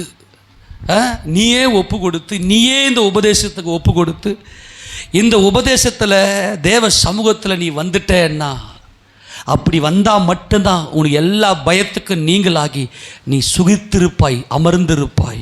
அதுதான் இங்கே சொல்கிறாரு. வாசிக்க போகலாம். கட்டாயமாய் அல்ல, மனப்பூர்வமாயும் அவலட்சணமான ஆதாயத்துக்காக அல்ல, உற்சாக மனதோடும். அல்லேலூயா. அவலட்சணமான ஆதாயம் என்னது? காசு பணத்துக்காக மேய்க்காதடா. அவங்ககிட்ட எதிர்பார்க்காத. அதுதான் சொல்றான், எதிர்பார்க்காத. காணிக்கை தசமபாகம் என்பது அவங்களுக்கே புரிஞ்சா ஓகே. ஆனால் இவங்க இதை கொடுப்பாங்கன்னு எதிர்பார்த்து பேசுறது. அப்படி இயேசுராஜா நாமத்துக்கு மகிமையாக அப்படி நான் பண்ணி இருக்கணும்னு சொல்லியிருந்தாக்கா எப்படியோ போயிருக்கேன் இல்லையா? கர்த்தர் நாம மகிமைப்படுவதாக, இயேசுராஜா மகிமைப்படும். அப்படி அல்ல, என் கர்த்தருடைய நாம மகிமைப்படுவாங்க. இருந்தா இல்லைன்னா வெளியே போகலாம். அப்படி தான் நடத்தணும் 14 வருஷமா. வேற மாதிரிலாம் இருந்துச்சு. ஆனால் கர்த்தர் இன்றைக்கு கிருபையுள்ள கரத்தினாலே நம்மை நடத்தி கொண்டிருக்கிறார். சுதந்திரத்தை இருமாப்பாய் ஆளுகிறவர்களாக அல்ல, மந்தைக்கு பாருங்க, மந்தைக்கு மாதிரியா உன்னை காண்பி. அதான் அப்போஸ்தல உபதேசம். வாழ்ந்து காட்டு. வாசிங்க வேகமா. கண்காணிப்பு செய்யுங்கள். அப்படி செய்தால் பிரதான மெய்ப்பர் வெளிப்படும் போது, கரங்களை சொல்லாமா, பிரதான மெய்ப்பர் வெளிப்பட போகிறார் சீக்கிரமாய். ஆமேனா. பிரதான மெய்ப்பர் வெளிப்படும் போது மகிமையுள்ள வாடாத கிரீடத்தை பெறுவீர்கள். இந்த கிரீடம் தான் மூப்பர்கள் பிதாவாகிய தேவனை சுற்றி 24 மூப்பர்கள் வெண்வஸ்திரம் தரித்து அவர்கள் சிரசிலே பொன்முடி சூடி அந்த வெள்ளை சிங்காசனத்தில் அந்த பிதாவாகிய தேவனுடைய சிங்காசனத்தை சுற்றி அவர்கள் அமர்ந்திருக்கிறார்கள். இந்த கிரீடத்தை பெறுவீர்கள் என்று சொல்லி இங்கே அப்போஸ்தலன் பேதுரு நமக்கு சொல்லுகிறார். ஆக நம்முடைய மேய்ப்பர் இந்த சபையில் வந்து நீ விட்டு கொடுத்துன்னு வச்சுக்க, என்னை மேய்க்கிறது ஒரு மேய்ப்பர் இருக்கிறார், உன் மனம் போன போக்கில் போகக்கூடாது. அப்படி இந்த உபதேசத்துக்கு ஒப்பு கொடுத்து இந்த உபதேசத்துக்கு கட்டுப்பட்டு, இப்போ விக்கிரகங்களுக்கு படைக்கப்பட்டதை புசிக்காத அப்படின்னு சொல்கிறோம். இப்போ உங்கள் சொந்தக்காரங்களாம் ஃபங்க்ஷன் பண்ணுறாங்கன்னு வச்சிங்களேன், அவங்க என்ன பண்ணுவாங்க, முதல்ல அவன் தெய்வத்துக்கு பூஜை போடும்போதே அந்த சாப்பாட்டில் அவங்க இருக்கிற எல்லாத்துலேயும் அந்த விக்கிரகத்தின் அசுத்தம் வந்து அதில் வந்துடும். அப்போது இதெல்லாம் உங்களுக்கு புரிகிற வரைக்கும் வா, நீ போ, உனக்கு புரிகிற வரைக்கும் நான் கட்டாயப்படுத்தலை, ஆனால் உபதேசத்தை மாற்ற மாட்டேன். நான் போயிட்டு வந்தேன், பாஸ்டர் என்னதான் சொல்ற உபதேசம் இதெல்லாம் முதல்ல புரிஞ்சுக்குங்க. நீ தான் போன, ஆமாம் நீ தான் போன, உன்னை கண்காணிக்கத்தை என்ன வச்சிருக்கிறாரு, உன் மேலே கண் போட்டு நீ என்ன பண்ணுற, என்ன சாப்பிட்ற, எவ்வளோ கடன் பிரச்சனை இருக்கிற, உன் உடல் சுகம் எப்படி, இதை கண்காணிக்கிறத என்ன வச்சிருக்கிறாரு. நீ தேவனுடைய மந்தை, தேவன் உன்னை நேசிக்கிறார். இப்போ இங்கே வந்து இல்லை நீ அப்படிலாம் பேசக்கூடாது, எனக்கு ஏற்ற மாதிரி பேசு ப்ளீஸ், வேண்டாம், உபதேசத்தை மாற்ற சொல்லி பேசாதீங்க. யாருக்காக நான் உபதேசத்தெல்லாம் மாற்ற மாட்டேன், உபதேசத்தை பேசிக்கிட்டு தான் இருப்பேன். உங்களுக்கு என்னைக்கு புரியுதோ, என்னைக்கு நீங்கள் என்னை ஊழியக்காரனாக ஏற்றுக்கிறீங்களோ அன்றைக்கி விட்டுட்டு பயந்து வாங்க. இந்த ஐக்கியத்தில் ஐக்கியமாக இருங்க. ஒரே மந்தை ஒரே மேய்ப்பன், உபதேசம் மாறாது. நான் யாரை நாடி பிரசங்கிக்கிறேன், மனுஷரை நாடி அல்ல தேவனை நாடி பிரசங்கிக்கிறேன். அந்த வசந்த வாசிப்பாங்கள கலாத்தியர், வேகமாக வாங்க கலாத்தியர்கள் நிருபம். ஒரு சில வசனம் மட்டும் வேகமாக காட்டி மணி டைம் ஆயிடுச்சு, கொஞ்சம் வேகமாக நான் போகிறேன். கலாத்தியர் முதலாம் அதிகாரத்தில் 10ஆம் வசனத்தை வாசிக்க பார்க்கலாம். இப்பொழுது நான் மனுஷரையா தேவனையா யாரை நாடி போதிக்கிறேன், மனுஷரையா பிரியப்படுத்த பார்க்கிறேன். நான் இன்னும் மனுஷரை பிரியப்படுத்துகிறவனா இருந்தால் நான் கிறிஸ்துவின் ஊழியக்காரன் அல்ல. நான் மனுஷரை பிரியப்படுத்த பிரச்சனை கூடாது. உங்க மேல அன்பு வச்சு உங்களை பலத்த நல்ல புஷ்டியான ஆடாக, கரவல் ஆடாக உங்களை மாத்திரன்னா நல்ல ஆரோக்கியமான உபதேசத்தை கொடுக்கணும். அப்படிப்பட்ட உபதேசத்தை நீங்கள் வாங்கினீங்கன்னா தான் நீங்கள் கர்த்தருக்கென்று கனி கொடுக்க முடியும், அவருக்கென்று நல்ல கரவலாடுகளாக பால் கொடுக்க முடியும். 23ஆம் அதிகாரம் எரேமியா தீர்க்கதரிசன புத்தகம், வேகமாக எடுத்துக்கொள்ளுங்க. எரேமியா 23 3ஆம் வசனம் வாசிப்பாங்களா. நான் என் ஆடுகளில் மீதியாய் இருப்பவைகளை துரத்தி இருந்த எல்லா தேசங்களிலும் இருந்து சேர்த்து அவைகளை திரும்ப அவைகளின் தொழுவங்களுக்கு கொண்டு வருவேன். இந்தங்க தொழுவம், சபைத்தான் தொழுவோம். மீதியா இருக்கிறவங்க யார் தெரியுமா, நல்ல புடமிடப்பட்டவர்கள். என்ன பேசினாலும் என்ன திட்டினாலும் அவங்க வந்து இது ஏன் சபை, இது ஏன் ஊழியக்காரன், இது ஏன் நன்மைக்காகத்தான் இவர் எங்க பேசுகிறாரு என்கின்ற அந்த உணர்வு வந்துருச்சுனாவே பயம் எல்லாம் உன்னை விட்டு போயிடும். அவளை திரும்ப என் தொழுவத்தில் கொண்டு வருவேன். அப்பொழுது அவைகள் பலுகி பெருகும். இயேசுராஜா நாமத்தில் நாம் பலுகி பெருகுவோமாக. எல்லாம் ஒரு ஆமென் சொல்லாமா. இன்னும் எத்தனை ஆடுகள் வெளியே இருக்கு பாருங்க. அவங்களாம் ஆடு அப்படின்னாவே உபதேசத்துக்குள்ள வந்தால் தான் அது ஆடாக மாறும், இல்லைன்னா அதுக்கெல்லாம் நரிகள். வாசிங்க அடுத்தது. அவைகளை மேய்க்கத்தக்கவர்களையும் அவைகள் மேல் ஏற்படுத்துவேன். அப்போ இந்த வசனத்தில் நான் இருக்கிறேன், அமேனா. இந்த வசனத்தில் நீங்க இருக்கிறீங்க, அல்லேலூயா, அமேனா. பாருங்க, அவைகள்னு சொல்றது நீங்க. இவைகளை மேய்க்கிறதுக்கு ஒருத்தனை நான் வந்து தாயின் வயிற்றில் உருவாக்கும் பண்ணி தெரிந்து கொள்ளுவேன், அமேனா, அமேனா. அதான் சொல்லிட்டேனே, என் வாழ்க்கையில் நடந்த ஒவ்வொரு பகுதியிலையும் ஒவ்வொரு வினாடியிலும் என் கர்த்தர் கூட தான் எனக்கு தெரியல. அவர் தான். இப்போ உதாரணம் சொல்லவா, மணவாட்டி தான் கண்மணி, அமேன். அகாஸ்வரி ராஜா எஸ்தரை பார்த்து சொல்றாரு, என் கண்ணுக்கு முன்பதாகவே இப்படி பண்றியாடா என் மனைவி மெத்தையில் வரன்னு. அதே மாதிரி உமது கண்ணுக்கு நான் பிரியமாக இருந்தால் என் ஜனங்களுக்காக நீ இப்படிப்பட்ட இந்த சட்டத்தை மாற்ற வேண்டும். என் கண்ணுக்கு பிரியமாக இருந்தால். நான் பார்த்தேன்னா, நான் கல்லூரியில் படிக்கும் போது நான் கண்மணின்ற பேர் நான் எப்படி சூஸ் பண்ண எனக்கே தெரில, அமேனா. முன்னாடிலாம் நான் எழுதும்போது கண்மணி ஆர்ட்ஸ், நான் அப்போல்லாம் சுவத்தில் எழுதுவோம் இல்லையா, இந்த அரசியலுக்கெல்லாம் போயிட்டு. அப்போ எழுதும் போதெல்லாம் பார்த்தா கண்மணி ஆர்ட்ஸ் தான். இப்போ கண்மணின்ற ஒரு கவிதை போட்டி அங்கே காலேஜில் வைக்கும் போது, அப்போது ஒரு தமிழ் ஒரு லெக்சர் சொல்கிறாங்க, என்னப்பா இந்த மாதிரிலாம் ஒரு கவிதை எழுதுற, நல்லா ஒரு பொண்ணை வர்ணிச்சு நல்லா எழுதுப்பா, நல்ல ஒரு இதுவா அப்படி சொல்லிட்டு அவங்க என்ன பண்ணாங்க சொன்னாங்க. நான் அப்போ தான் அந்த கண்மணின்ற ஒரு இது எனக்கு மைண்டில் தாட்ஸ் வந்துட்டு நான் இப்போ எழுதுறேன். நான் அப்புறம் அந்த கண்மணியை போல் எனக்கு காத்தருள் இந்த பிரசங்கம் பண்ணுவேன். எனக்கு பயங்கர ஷாக், ஆச்சரியமாக இருந்துச்சு. இப்படி நிறைய சொல்லிக்கிட்டே இருப்பேன். ஒவ்வொரு வினாடியும் என் கர்த்தர் என் கூடவே இருந்து அவருடைய கிருபை மந்தையை மேய்க்கும்படியாய் அவர் நடத்தி கொண்டு வருகிறார். வாசிக்க போலாம். அவைகளை மேய்க்கத்தக்கவர்களையும் அவைகள் மேல் ஏற்படுத்துவேன், இனி அவைகள் பயப்படுவதும் இல்லை, கலங்குவதும் இல்லை. கையை தட்டி மகிமை செலுத்துவோமா? காணாமற் போவதும் இல்லை என்று கர்த்தர் சொல்லுகிறார். இந்த சபையில் இனி உனக்கு பயம் வராது. எதை குறித்து நீ பயப்பட தேவையில்லை. என்னை மேய்க்கிறதுக்கு ஒரு மேய்ப்பர் இருக்கிறார். ஆமென் சொல்லுவோமா? இதோ ஒரு மேய்ப்பரை வச்சிருக்கிறேன், என் இதயத்துக்கு ஏற்றாறு போல அவன் மேய்ப்பான். ஆமெனா? உங்க மேல கரிசனை வச்சு, உங்க மேல இரக்கம் வச்சு, உங்களுக்காக இந்த உபதேசத்தை கொடுக்க முடியும் ஒரு மேய்ப்பனை ஏற்படுத்த கர்த்தர் சொல்லு. யாக்கோபே பயப்படாதே, இஸ்ரவேலே கலங்காதே என்று கர்த்தர் சொல்கிறார். நீ கலங்குவதும் இல்லை, நீ பயப்படுவதும் இல்லை. நீ இனிமே புஷ்டியா தான் இருப்ப. உன்னை எங்க கொண்டு போய் மேய்ப்பார்? வாசித்து முடிக்கலாம், டைம் ஆயிடுச்சு, அதனால தான் முடிக்கிறேன் வேகமா. எசேக்கியேல் 34 திருப்பி கொள்ளுங்க. உன்னை எப்படிப்பட்ட மகிமையிலே கொண்டு போய் மேய்ப்பார் என்றால், வாசிக்க பார்க்கலாம். 14வது வசனத்தை வாசிங்க. 34:14. அவைகளை நல்ல மேய்ச்சலிலே மேய்ப்பேன். ஆமேனா? இனிமே நீங்க நல்ல மேய்ச்சல் தான் பார்ப்பீங்க. அல்லேலூயா சொல்லுவோமா? இஸ்ரவேலுடைய உயர்ந்த மலைகளில் அவைகளுடைய தொழுவம் இருக்கும். இந்த தொழுவம் என்பது இந்த உயர்ந்த மலை கர்மேல் பர்வதம். இந்த கர்மேல் பர்வதத்தில் இந்த உயர்ந்த மலையில நம்முடைய தொழுவம் இருக்கிறது.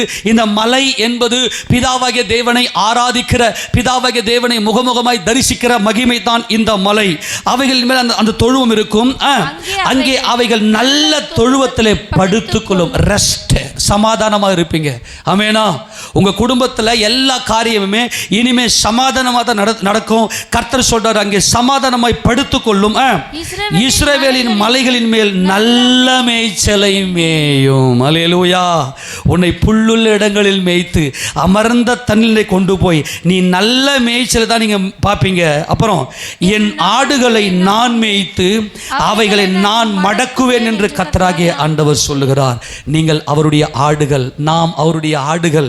இனிமேல் நல்ல மேய்ச்சல் தான் இருக்கு. இனிமேல் பயம் தேவையில்லை. ஆமேனா? நீ இப்ப எங்க இருக்கிற? தொழுவத்தில் இருக்கிற. ஆமேனா? மந்தையில் இருக்கிற. ஆமேன் சொல்லாமா? எங்க இருக்கிறோம் இப்ப? நம்ம மந்தையில் இருக்கிற. இது யாருடைய மந்தை? இது தேவனுடைய மந்தை. இந்த மந்தைக்கு மேய்ப்பர் நமது ஆண்டவராக இயேசு கிறிஸ்து. அதுக்கு உங்களை மேய்ப்பதற்காகத்தான் பிரதான மேய்ப்பரை நீங்கள் மேய்ப்பராக வைத்திருக்கிறார். அப்போஸ்தலர், தீர்க்கதரிசி, அப்புறம் முதலாவது தேவன் அப்போஸ்தலரையும், பின்பு தீர்க்கதரிசிகளையும் சபையில், அப்புறம் சுவிசேஷகரையும், பின்பு போதகரையும் மேய்ப்பரையும் ஏற்படுத்துகிறார். போதகர், மேய்ப்பர், போதகர். ஆமேனா? இந்த 5 அபிஷேகம் உள்ளவன் தான் ஜீவவாசல் ஜெப வீட்டுடைய சபை. ஆமேனா? இதுதான் ஒரே அப்போஸ்தல சபை. இதுதான் ஊழியர்களை தேவன் அழைத்து அவர் மேய்க்கும்படி வைக்கிறார். நல்ல மேய்ச்சலை மேய்வீர்கள், இனி பயமும் திகிலும் உங்களை விட்டு ஓடி போய்விடும். ஆமேனா?